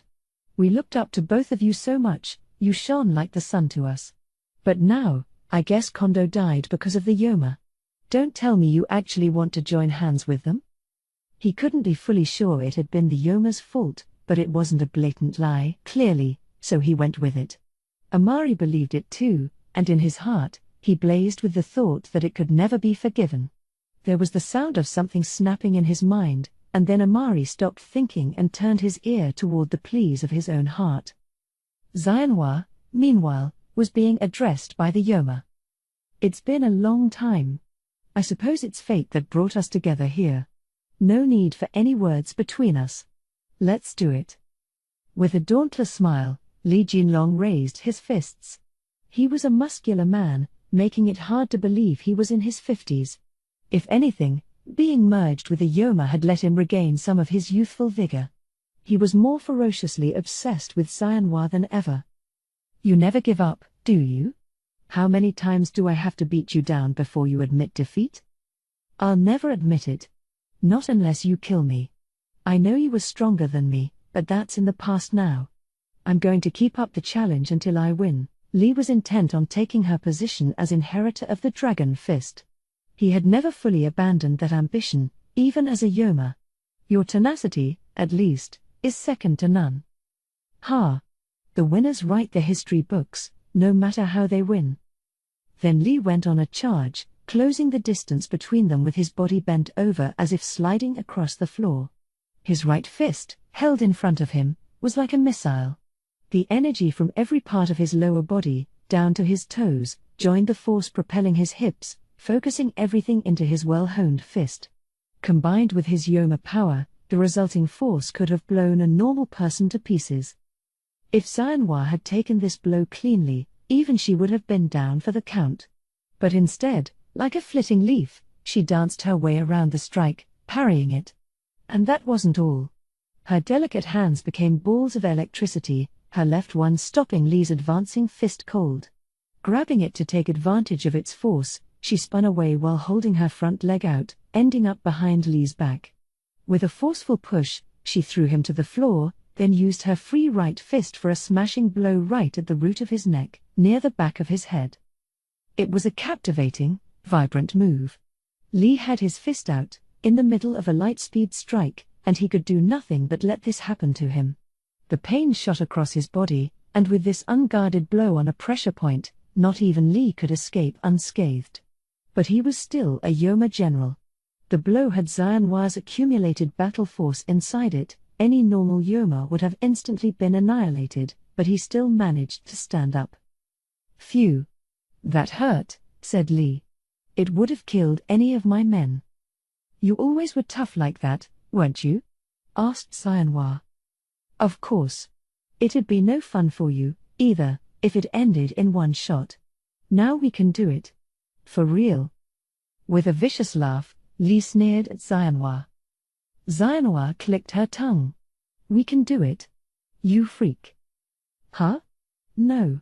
I didn't mean it like that. Li could be oddly pure of heart like that, but Xianhua went back on the attack, not caring at all. On the undercard of this day of fighting was Billy of the U.S. Secret Service against David Reagan, the Azerian Supreme Southern Fleet Commander. Sir, you are under suspicion of treason against the United States of Azeria.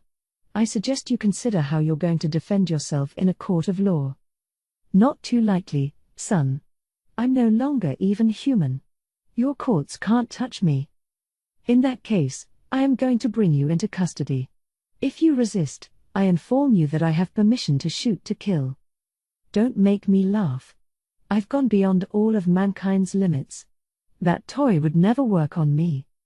David smiled from ear to ear as he boasted. Billy responded by pulling the trigger without a moment's hesitation. It's basic battle tactics, after all, to strike at your enemy while their guard is down. The bullet Billy fired was a special one that contained all his fighting force. He could make one in a day, and it took a week to build up the necessary spiritual force to craft another, so he had only 7 of these bullets total. The Smith & Wesson Model 27 could hold 6 bullets, and every chamber was loaded with these Shawkill specials. Most of all, though, Veilgrind had just finished reworking this revolver into a God-class weapon, greatly enhancing the lethality of each shot. It was more than enough force to penetrate David's protective barriers. Gah! Much to the commander's shock, the first shot went straight through his heart. Veilgrind was one matter, but he'd assumed that nobody else here was a threat, a major blunder. No. What's going on? He could no longer hide his apprehension. Becoming a Yoma had freed him, he thought, from the fear of death. No one can escape illness or pain in their lives, but now that he had evolved, David was exempt from all of that. But Billy's gun clearly had the power to hurt him, and realizing that filled David with terror. The weakness inside the human heart had been masked by his new Yoma will, but what the Yoma who possessed him didn't realize was that David had been a weak-hearted man all along. That had made possessing him trivial, but now it was becoming a severe liability. David shot a look to his side. There he saw Li Jinlong struggling against Xianhua. It nearly made him lose his mind. How could something so ridiculous be happening? Are you seeing things differently yet, sir? Billy couldn't help but rile him a little. This was no fight he could normally have won. In situations like this, he knew that if you catch the opponent by surprise, unnerve him, and make him think you have the upper hand, that opens up chances to score the win. He had 6 bullets left, although one needed loading into the empty chamber first, and he knew David wasn't likely to let that happen. He had to take the commander down with the remaining 5 bullets, or else his defeat was set in stone. The thought made him hesitate to unload his entire bullet stock on David at once. Now both sides had the same thought: I need to make the right moves here, or else I'll be the loser. Thus an unexpected stalemate began to unfold. At least one other matchup, however, was much more uneven. Take, for example, the Yoma Delia against a team of 6 warriors. She didn't like it much. Hey! Why am I the only one facing 6 guys at once? She was so frustrated, she said that out loud rather than keep it to herself. Well, it still won't be enough. Get out of here. Go help someone who actually needs it. No. We came here to save you. Bright, leader of the 7 sacred treasures, ignored Delia's pleas. Then put that sword away, Delia shouted, just as she deflected a slash from Bright. An arrow flew through the air, aiming for this opening. Look out. You're as tricky as always, huh? What would you have done if that had hit me? Delia dodged it only because her danger detection skills had seen dramatic improvements. She was complaining to the archer who'd fired at her, but the young man responsible acted like he couldn't care less. Sorry, Delia, but could you just let us catch you? Because you're looking pretty scary to us right now. We're staking our lives on this, too, you know. A woman with a whip was keeping Delia precisely pinned down, as gloomy as she sounded about it. The archer, responding in kind, stepped up his attack. If you're trying to help me, groaned Delia, you could at least act like you want to talk this out. But she was forced to dodge their unrelenting barrage as she spoke. It was 6 against 1, and normally the attackers would have enjoyed the upper hand, but Delia actually had the edge here. If she'd wanted to, in fact, she could have laid waste to these 6 warriors, which would have been a grisly scene. It didn't happen, though, because she didn't want that. Delia, too, was starting to reawaken to her human self. The Yoma's plan had been airtight, but once they started stealing the names of humans, things quickly went haywire. Even if the extraordinary outlier called Veilgrind hadn't stepped onto the scene, it probably would have fallen apart elsewhere soon. Anyone with the right perspective would have seen it clearly enough. The strategic conference room in the Yoma base was in a state of chaos, its occupants doing their best to fight off the intruders. The only ones retaining any sort of composure were Veilgrind, who was attending to Emil's treatment, and Pulcinella the mad priest, who opted to just watch the proceedings with arms crossed. Pulcinella had been lauded as a great, holy man, but at his core, he exemplified evil and was cunning enough to hide it from everyone. Even now, he was accurately gauging events as they unfolded, working out what his best next move was, pure human greed in action. His Yoma conscience had been consumed by his human side long ago, but that didn't mean his assimilation was complete. He'd made absorbing and acquiring power his first priority. The knowledge his possessing Yoma had was put off for later. As long as he got his power, he thought, nothing else really mattered. The knowledge was seeping into his brain anyway, but he couldn't be bothered to try studying it in depth. There were millions and millions of years of memories involved, and even with hastened thought, it took a vast amount of time. Besides, if he absorbed a bunch of unnecessary data, it might end up interfering with his own consciousness. Those were the concerns behind Pulcinella's approach to possession, but it would prove to backfire on him. Why? Because thanks to his lack of study, he had no idea who Veilgrind was at all. And that hole in his knowledge drove him to make a lethal mistake. Instead of working out how to deal with Veilgrind, he put his own greed first. I imagine Masahiko Amari is cunning enough of a man. He must have realized by now that if someone destroys the underworld gate, they can become king of this planet. I pretended not to notice, but it's the only right answer. I know he trusts me. Let's use these invaders to gain the upper hand for myself. Pulcinella's plan was to take advantage of this chaos to break down the underworld gate and kill Amari. That, he thought, would qualify him as king of the world, and he thought this fighting was an excellent chance for him. The Yoma that possessed him had constantly fought on the front lines as one of Cornu's commanders, so it possessed the extra skill life drain. Unlike Luminous's energy drain and Yuki's life stealer, this skill let him capture and use the energy from dead enemies. The amount he could capture was limited to under 10% of his own magicule count, and the skill couldn't be invoked in battle, so it wasn't all that convenient. Still, it guaranteed that the more he fought, the stronger he got, a nice side effect. Pulcinella's greed, however, had enhanced this skill by biblical proportions. The result was the brand new unique skill Fulfiller. If an enemy had been weakened to the point of unconsciousness, he could continually drain it of power until his own body was sufficiently fed. This, again, was hard to invoke during battle, but in a large, confused combat situation like this, it could come in very handy. This conference room, after all, was packed with powerful fighters. Play my cards right, and I could gain double the force. Amari wouldn't even be a challenge to me then. He'll be my assistant from now on, not Cornu's. Nothing but his own desires weighed in Pulcinella's mind. Even Cornu meant little to him. So he kept waiting and watching, working out who to strike at. Xianhua still held a clear advantage over Li, but their battle was closer than he'd assumed at first. They were exhausting each other, but there was still no clear victor. I could take power from the weak, but then the stronger ones would get suspicious of me. Going for Xianhua instead would be perfect. She had been in his sights from the very start. He had been gunning for her since before he'd gone to the Chinese fiefdoms, and now it was all going how he'd planned. He smiled, then, waiting for the moment when Xianhua and Li were locked together, he struck. There were smiles on the faces of Xianhua and Li Jinlong as they exchanged blows. "I'm so happy, Xianhua. I'm getting to fight someone I could never hold a candle to before." Their matches would end with a single blow before, but now Li could hold his own against her. It elated him. He'd always looked up to Xianhua, the fighting ring always loved her, elevating her in ways that couldn't merely be attributable to genius. Still, the experience gave Li mixed feelings. He felt he would have inherited the Dragon Fist style if Xianhua wasn't around, but when he first saw the young Xianhua's talents, he was filled with a desire to see just how far this little girl would go. Perhaps that was the moment when he'd first accepted defeat. It doesn't mean anything if you borrow someone else's force instead of building your own.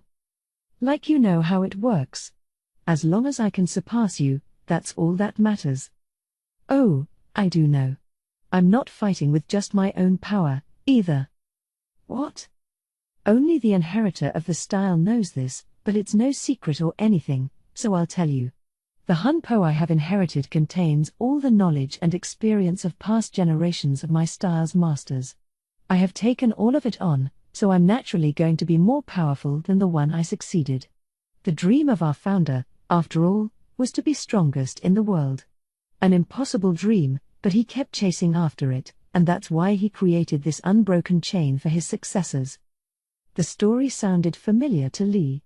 He recalled rumors about how the successor was always stronger than their teacher. Now he knew why. But even more surprisingly, Xianhua's power really wasn't just her own, but something supported by untold generations of martial arts giants before her. "So you're using the power of others too?" "That's right. That's why I can't lose to you." Human beings are capable of forging new paths with the accumulated knowledge of those who came before them. The ideals of Dragon Fist work the same way. Much like how a building will tilt without a solid foundation, one must constantly strive to improve their own core so they can make the most of other people's power. Are you saying I didn't train enough? Yes. If you can't use the power you were gifted with, it'll all go to waste. NNGH. It was humiliating, but Li realized it was the truth. In power alone, he outclassed her, and yet here he was on the ropes. There was no making excuses for that. He could feel his high spirits deflating, but even so, this was fun for him. He had no advantage at all in this battle, but he had a vague idea that victory was within his grasp.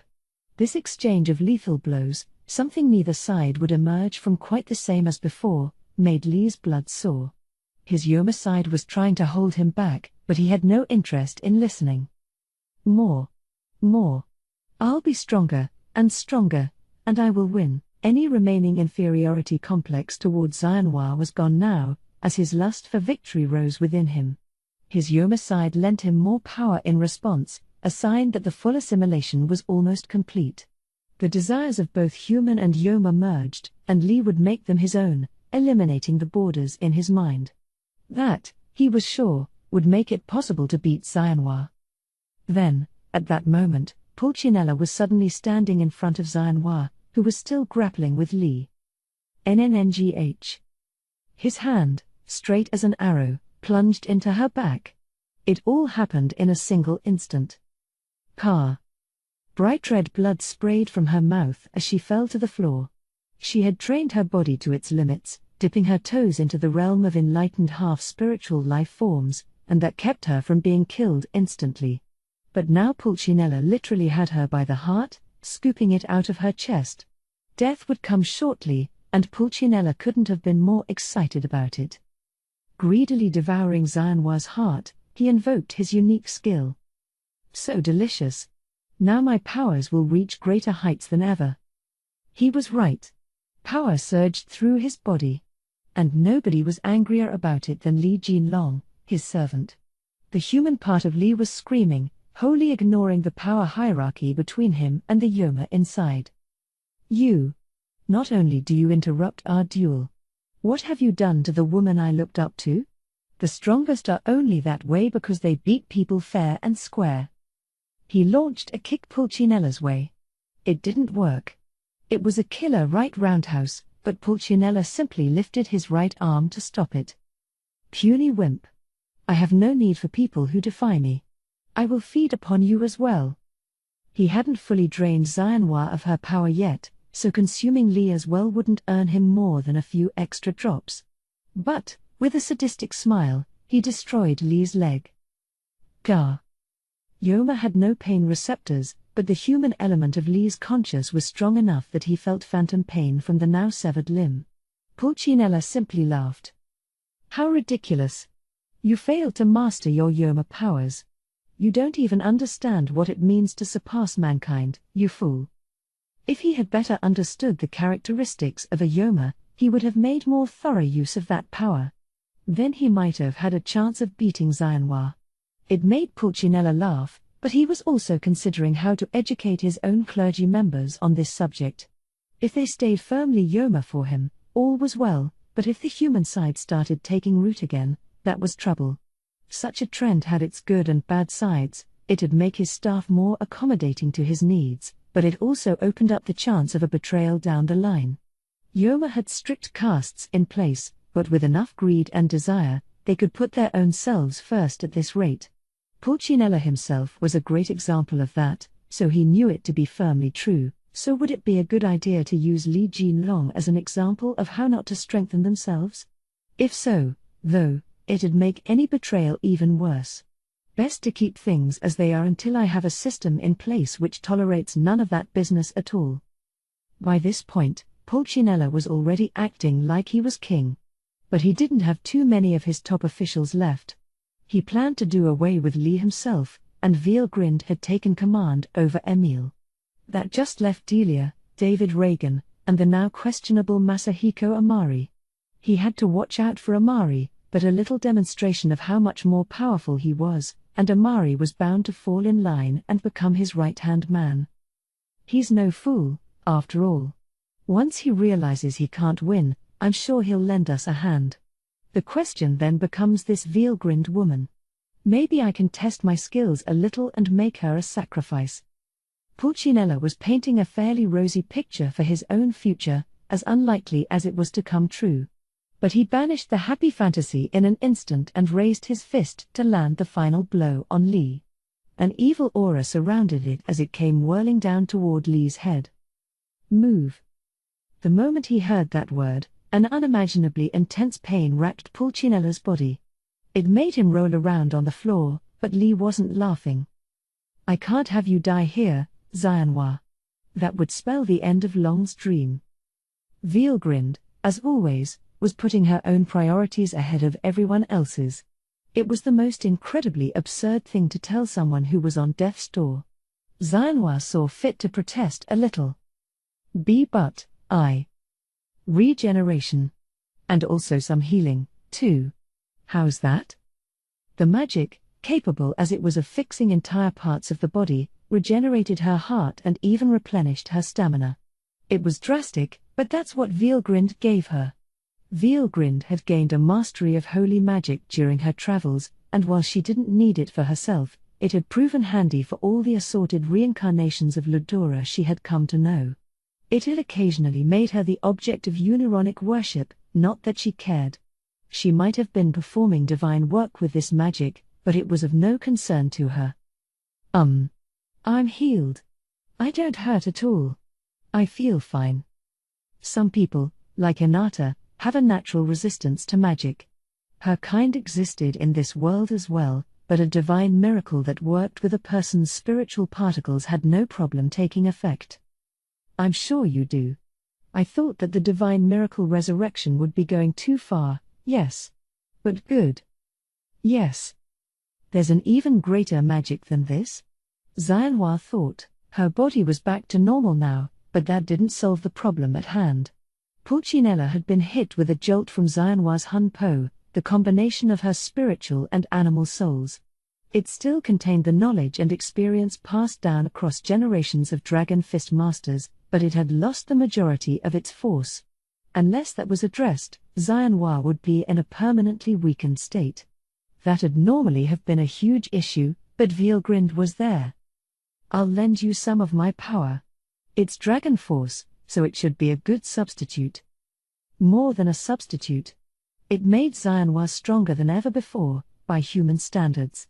It was little more than a rounding error in Vielgrind's mind, though, so without any more hesitation, she placed her dragon aura around Xianhua. The force stabilized Xianhua's power, strengthening her entire body.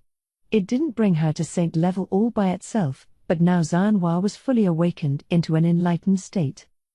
This must be the divine power that Longhuang gave only to our founder. Li, left reeling at all of this, sounded oddly happy about the turn of events. His expression was exactly as it had been back in his human days. Heh. That's how I like to see that kid. It's hard to aspire to be someone unless they're high up in the sky. Once again, he considered himself Xianhua's greatest rival. Even from his perspective as a Yoma general, she looked so much more powerful to him. And while Xianhua was too elated to notice, becoming enlightened had just greatly extended her natural lifespan. She would eventually become the Dragon Fist Master, one of the world's guardians, after reaching a height that not even Long himself could dream of, but that's another story. Pulcinella, whom Vielgrind had so rudely thrown out of her way, couldn't understand what had happened to him. It might not have been up to the standard of Cornu of the three mystic leaders, but he was sure the power he'd just gained was absolute. Instead, here he was experiencing the most unbearable of pain. What's going on? Why am I feeling pain like some human being? The reason was simple: Vielgrind's dark red cardinal aura could burn anyone who touched it to ashes. She had been going as easy as possible with him, since she had no intention of killing back there, plus, she assumed, having a brush like that would hopefully teach him to avoid any more foolishness. But he was more drunk on the idea of himself as king than she'd thought. He'd failed to see reality, and now he was stepping into territory he never should have found himself in. A surprise attack? How clever of you. Those were the words of a tried and true minion, one who failed to realize just how yawning the gap in ability between them was. Not even Vielgrind could have imagined anyone addressing her like that. So, not giving him any more thought, she turned toward her next concern. Billy and David were still facing each other. Vielgrind, sneaking up behind the latter, slapped her hand down on his head, a cardinal aura-infused blow that instantly vaporized the Yoma inside. It was an astonishing show of force, but that was par for the course for her. As she did this, Pulcinella stepped up. Realizing he was in trouble, he barked out an order to Delia. "Give me your spear." "Huh? You can't access its full power anyway. It'd be far happier with me than in the hands of some worthless coward like you." As faulty as that logic was, it didn't stop Pulcinella from snatching the spear away. He could promptly feel its power. It made him laugh. Now, for certain, he could end the day victorious. Delia was thrown to the ground. Her former teammates ran up to her. "You all right?" Bright asked, speaking for the entire team. Delia, hearing this, let a tear fall down her cheek. "Don't be stupid. I'm not human. I'm a Yoma who invaded this world. But you're crying. Those tears are all the evidence we need to know you're still human." Bright. "Besides, you still have all your memories, yes? Just chase that Yoma out of there. Come on. You're too brazen a woman to let a Yoma beat you." There, at that moment, Delia could clearly hear something shattering in her heart. "Hold on, Katerina, you better apologize before you keep that cheerleader act up." "What do you mean, I'm brazen?" "Oh, I'll stand by that," a tearful Katerina replied as she held Delia. "You're too brazen to go down this easy. That much I believe." The rest of the 7 sacred treasures joined her. There was no need for any more words. Seeing her friends shout for joy, one after the other, Delia smiled from the bottom of her heart. Pulcinella, watching this, just sniffed at them. Lord! This is why humans are so worthless. David, too, had regained his sanity thanks to Veelgrind. Delia was the last person still faithful to Pulcinella, but apparently her human consciousness had won out in the end. Even worse, by the looks of things, Amari couldn't be trusted to do much better, either. His human side seemed to have the upper hand now, and Pulcinella doubted Amari'd be fighting alongside him. Nonetheless, he didn't see any problems. He was still powerful, and he had just gained one of the world's most powerful weapons. This spear. It truly is a god-class menace. It's not even trying to recognize me as its master, but it's still strong enough for me. I can easily use this to take care of this annoying Veelgrind woman. He was endlessly optimistic, if nothing else. But it was simply hopeless, how little he knew his place. Even in his mind, however, there were alarm bells ringing. Now he was poring over the knowledge that the vanished Yoma had given him, searching for something related to Veelgrind. If he could examine it closely enough. I suppose I can only rely on myself now. Very well. I will simply take care of you personally. I'm sorry, are you referring to me? You truly are a foolish woman. Who else would I be, ref? HRRGNNGH? He'd openly demonstrated his intent to kill. That was ill-advised. Veelgrind had let him go this long because she just wasn't interested in him, but now she recognized him as an enemy. Despite it all, Veelgrind had still tried not to kill him with the shot she'd just landed, knowing there was a chance he could come back from his Yoma self. The problem with Pulcinella was that he had done little more than take over the will of his Yoma, the core of it was still there. The blow she'd just given Pulcinella had shattered that core for good. Well, she said, beaming, that's the end of my job. It looks like that man over there won against the Yoma himself, so that means nobody's possessed any longer. Before all of this began, there had been 6 mystic leaders in this conference hall. David and Emil had had their Yoma powers plucked out by Veelgrind, making them regular human beings again. Amari, Lee, and Delia had overcome their Yoma without external aid. Their mystic powers were still there, but that wasn't any problem in Veelgrind's eyes. Finally, Pulcinella had just had his Yoma core destroyed, which likely meant those powers were gone, but something wasn't quite right with him. Heh. Well, thank you. Thank you very much. Now the hateful seal that was blocking my powers has been removed. He had fully taken in his Yoma powers now. They were starting to externally transform him. His skin turned a shade of light blue, his eyes glowing red, and unlike the other low-level mystics, he was even growing wings like an angel. The gear his Yoma possessed had transformed into the holy robes he wore. This garment was untold numbers of years old, making it among the best the legend class could offer. The spear he took from Delia had transformed as well, into a karkara, a staff crowned by a set of metal rings. The weapon had accepted Pulcinella as its owner, and while he lacked the magicules to fully unleash its powers, he felt like his magical energy had been doubled. Now Pulcinella felt like he was at the very peak of his life. But his foolish arrogance had grown with his strength. Now he truly felt like nobody could stop him. It almost offended Veelgrind. Is he really that much of an idiot? She thought, but she decided to let him be. Being an absolute font of strength, she saw no need to panic. Pulcinella, not realizing this, began to laugh loudly. This feels so comfortable. With this power, perhaps I could best Lord Cornu himself. That was how omnipotent he felt at the moment. His powers had, in fact, risen to the level of an awakened demon lord, and he felt like he had surpassed all limits placed on him before now. But he was measuring these achievements using a very tiny yardstick indeed. Forget it. He's at least 10 times more powerful. It wouldn't even be close.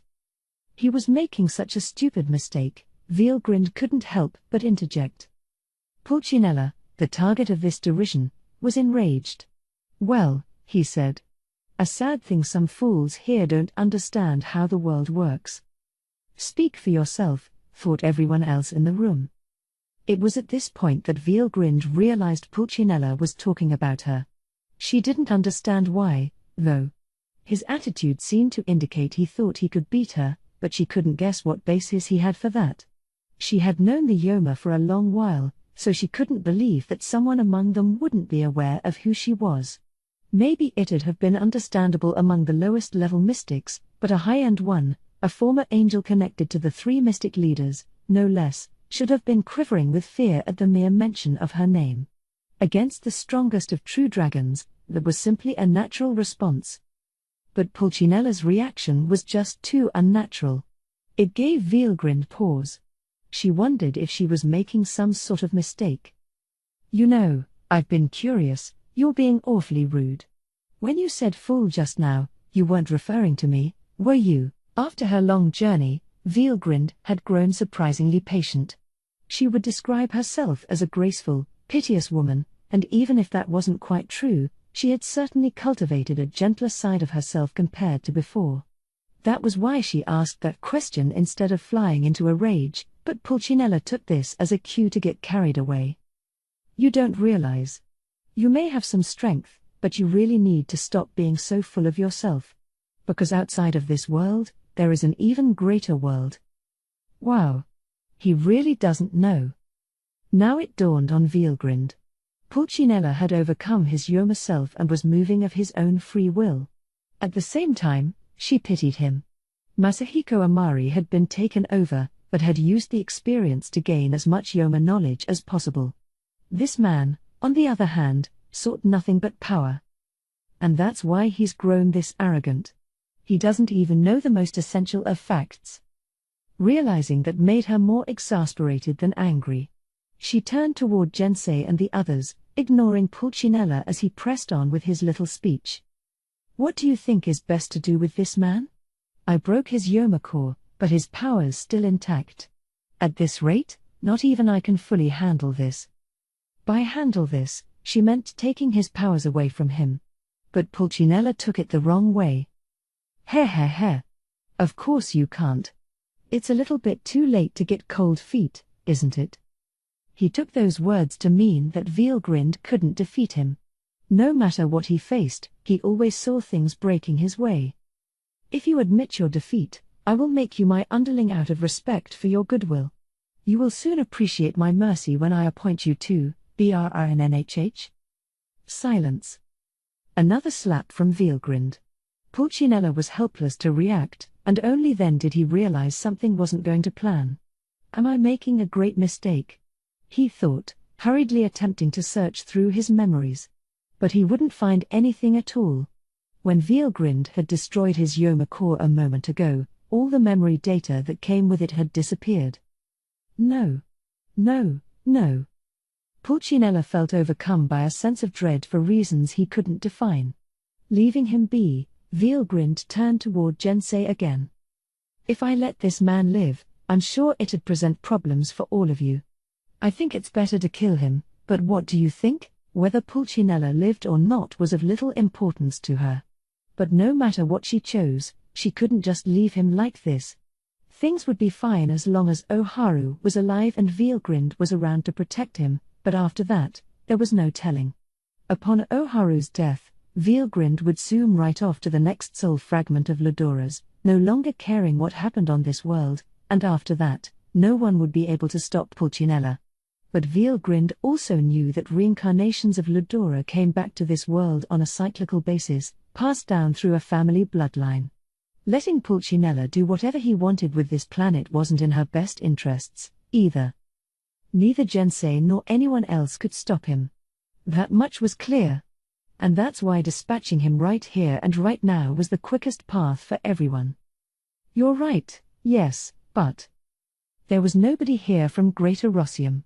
Killing one of that empire's greatest heroes was bound to leave a bad taste in the mouth. Everyone here knew it was the right call, but nobody was too enthusiastic about it. Veilgrind knew that, and that's why she wanted more opinions. In other words, she wasn't keeping Pulcinella alive out of kindness, it was because she concluded that killing him right now could cause Oharu untold trouble later. So she left the decision to the others. It wouldn't be an easy one, they were all from other nations. If they talked it over and decided to let Pulcinella off the hook, Veilgrind was prepared to accept that. Amari certainly knew what she was doing here, as did everyone else. That knowledge emboldened them to speak freely. We have no other choice but to execute him, Amari said. We can just tell everyone that I did it while possessed by my Yoma. If Greater Rossium demands I be put in their custody, you can go ahead and offer me. No. I agree that we need to finish him off, a cautious Jensei replied, but there's no need for you to sacrifice yourself. We can give them the whole story and try to win them over. He's right, David said. I mean, if reasoning with them won't make them understand, we can just apply the right kind of pressure instead. We in Azeria would be glad to help. I think your words could be misconstrued, Commander, but I do agree that execution is the right choice. Absolute power corrupts absolutely, and stuff.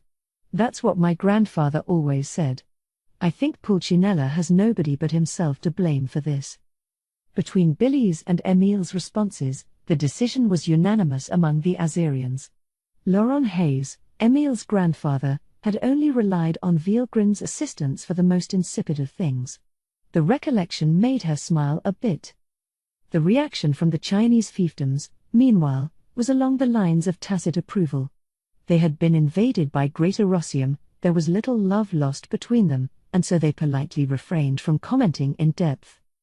The Arsians, on the other hand, were thirsty for blood. We can make up any kind of story we want afterward. Let's kill him. Yeah. That bastard pushed Delia down, stole her weapon.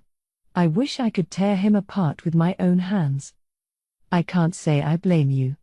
I have no reason to be against it, no. Same. Given how one of their own had been hurt, they certainly weren't holding back their emotions.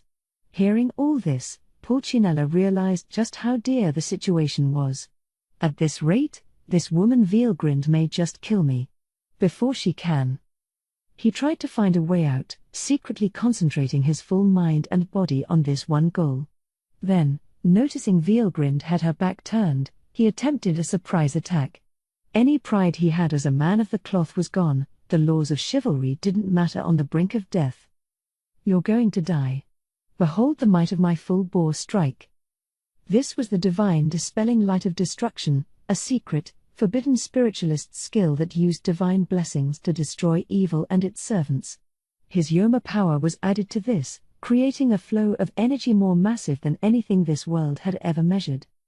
The shock waves alone caused tremendous damage. The earth shook, the very air seemed to grate against itself. The base that had been remade into the Yoma headquarters began to collapse, unable to take the strain. It was impervious to airstrikes and could even serve as a nuclear fallout shelter, but not even that was enough.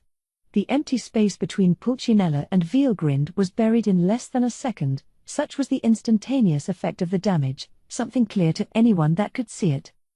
I won. No life form exists that could withstand this force. And now I am the ruler of this world, huh?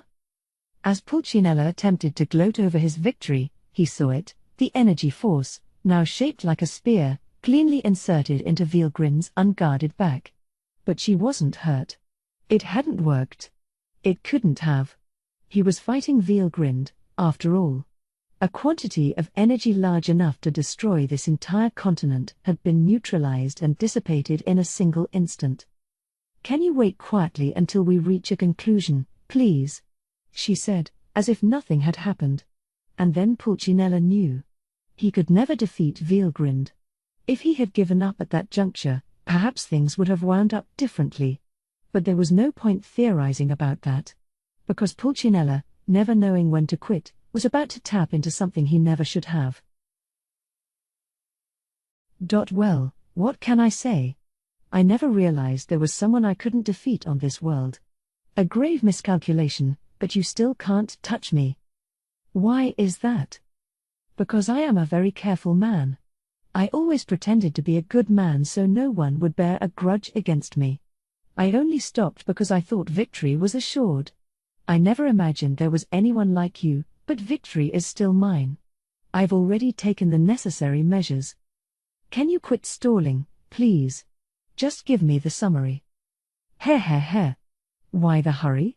But all right, I'll tell you. The nations of Azeria, Greater Rossium, and Arcia have all been hard at work developing a new kind of bomb. They all work on the same principle, although each nation's working on a different design, but what matters is the force of this weapon. And you're going to use this bomb to kill me? No, nothing like that. I believe I can withstand the blast, and if I could, I'm sure that you can. Oh? So why are you bringing this up? Don't rush me. I can certainly understand your anxieties, but... Pulcinella was now teasing Veilgrind, greatly irritating her. She knew that was on purpose, but she played along. Pulcinella was the kind of coward who'd attempt a sneak attack while they debated whether to kill him or not. Taking him out right now was clearly the correct option, but she decided to hear him out anyway. The reason for that was simple: it was to keep any future trouble out of her life. If he was going to lay his scheme bare for her right now, it was only polite that she listened to the whole thing. That, and she was sure things would be fine no matter what kind of trick he had up his sleeve. It was thus with a placid mind that Veilgrind kept listening, but the next thing he had to say took the smile off her face. But here is my plan. I am going to steal these bombs and set them off above the capitals of each nation. I already have my people in place for it. It's too late to do anything now. It was a literal bombshell announcement. Are you crazy? If you do that, it'd claim so many innocent lives. You have to be kidding me. If you take out the leadership of all the nations, it'd destroy all sense of order. The Yoma's basic plan was to raise the human race to serve as their bodies, not destroy them. What are you even thinking? Pulcinella's lips twisted into a smile at all the shouting. Ah, how lovely to hear. Yes, I suppose I can't blame you for panicking. It deeply pains me as well. Much as you said, Mr. Amari, it is best to help humanity grow and thrive, but the fact is, there are far more people than there are Yoma. Being possessed by one should be all it takes to help you survive this era of war. None of it will affect us at all, and we'll just collect the survivors and raise them instead. The plan had been delayed quite a bit, Pulcinella admitted. But, as he boasted, there was still nothing to stop it. The logic was highly questionable, but he wasn't terribly off the mark, either. It made Amari grow quiet. Jensei looked just as pale as he turned toward Veilgrind. Pulcinella had done all that talking in an attempt to stall for time, no doubt. The plan was ticking right along, even as they spoke. Now, there was nothing Jensei or anyone else could do. The only possibility left to them involved relying on Veilgrind's teleportation. There would be a lot of casualties, no doubt, but they needed to be sure each nation's top government officials were brought to safety. They were all evacuated to the conquering Empire of Japan at the moment, fortunately, so Jensei assumed Veilgrind could guarantee their escape.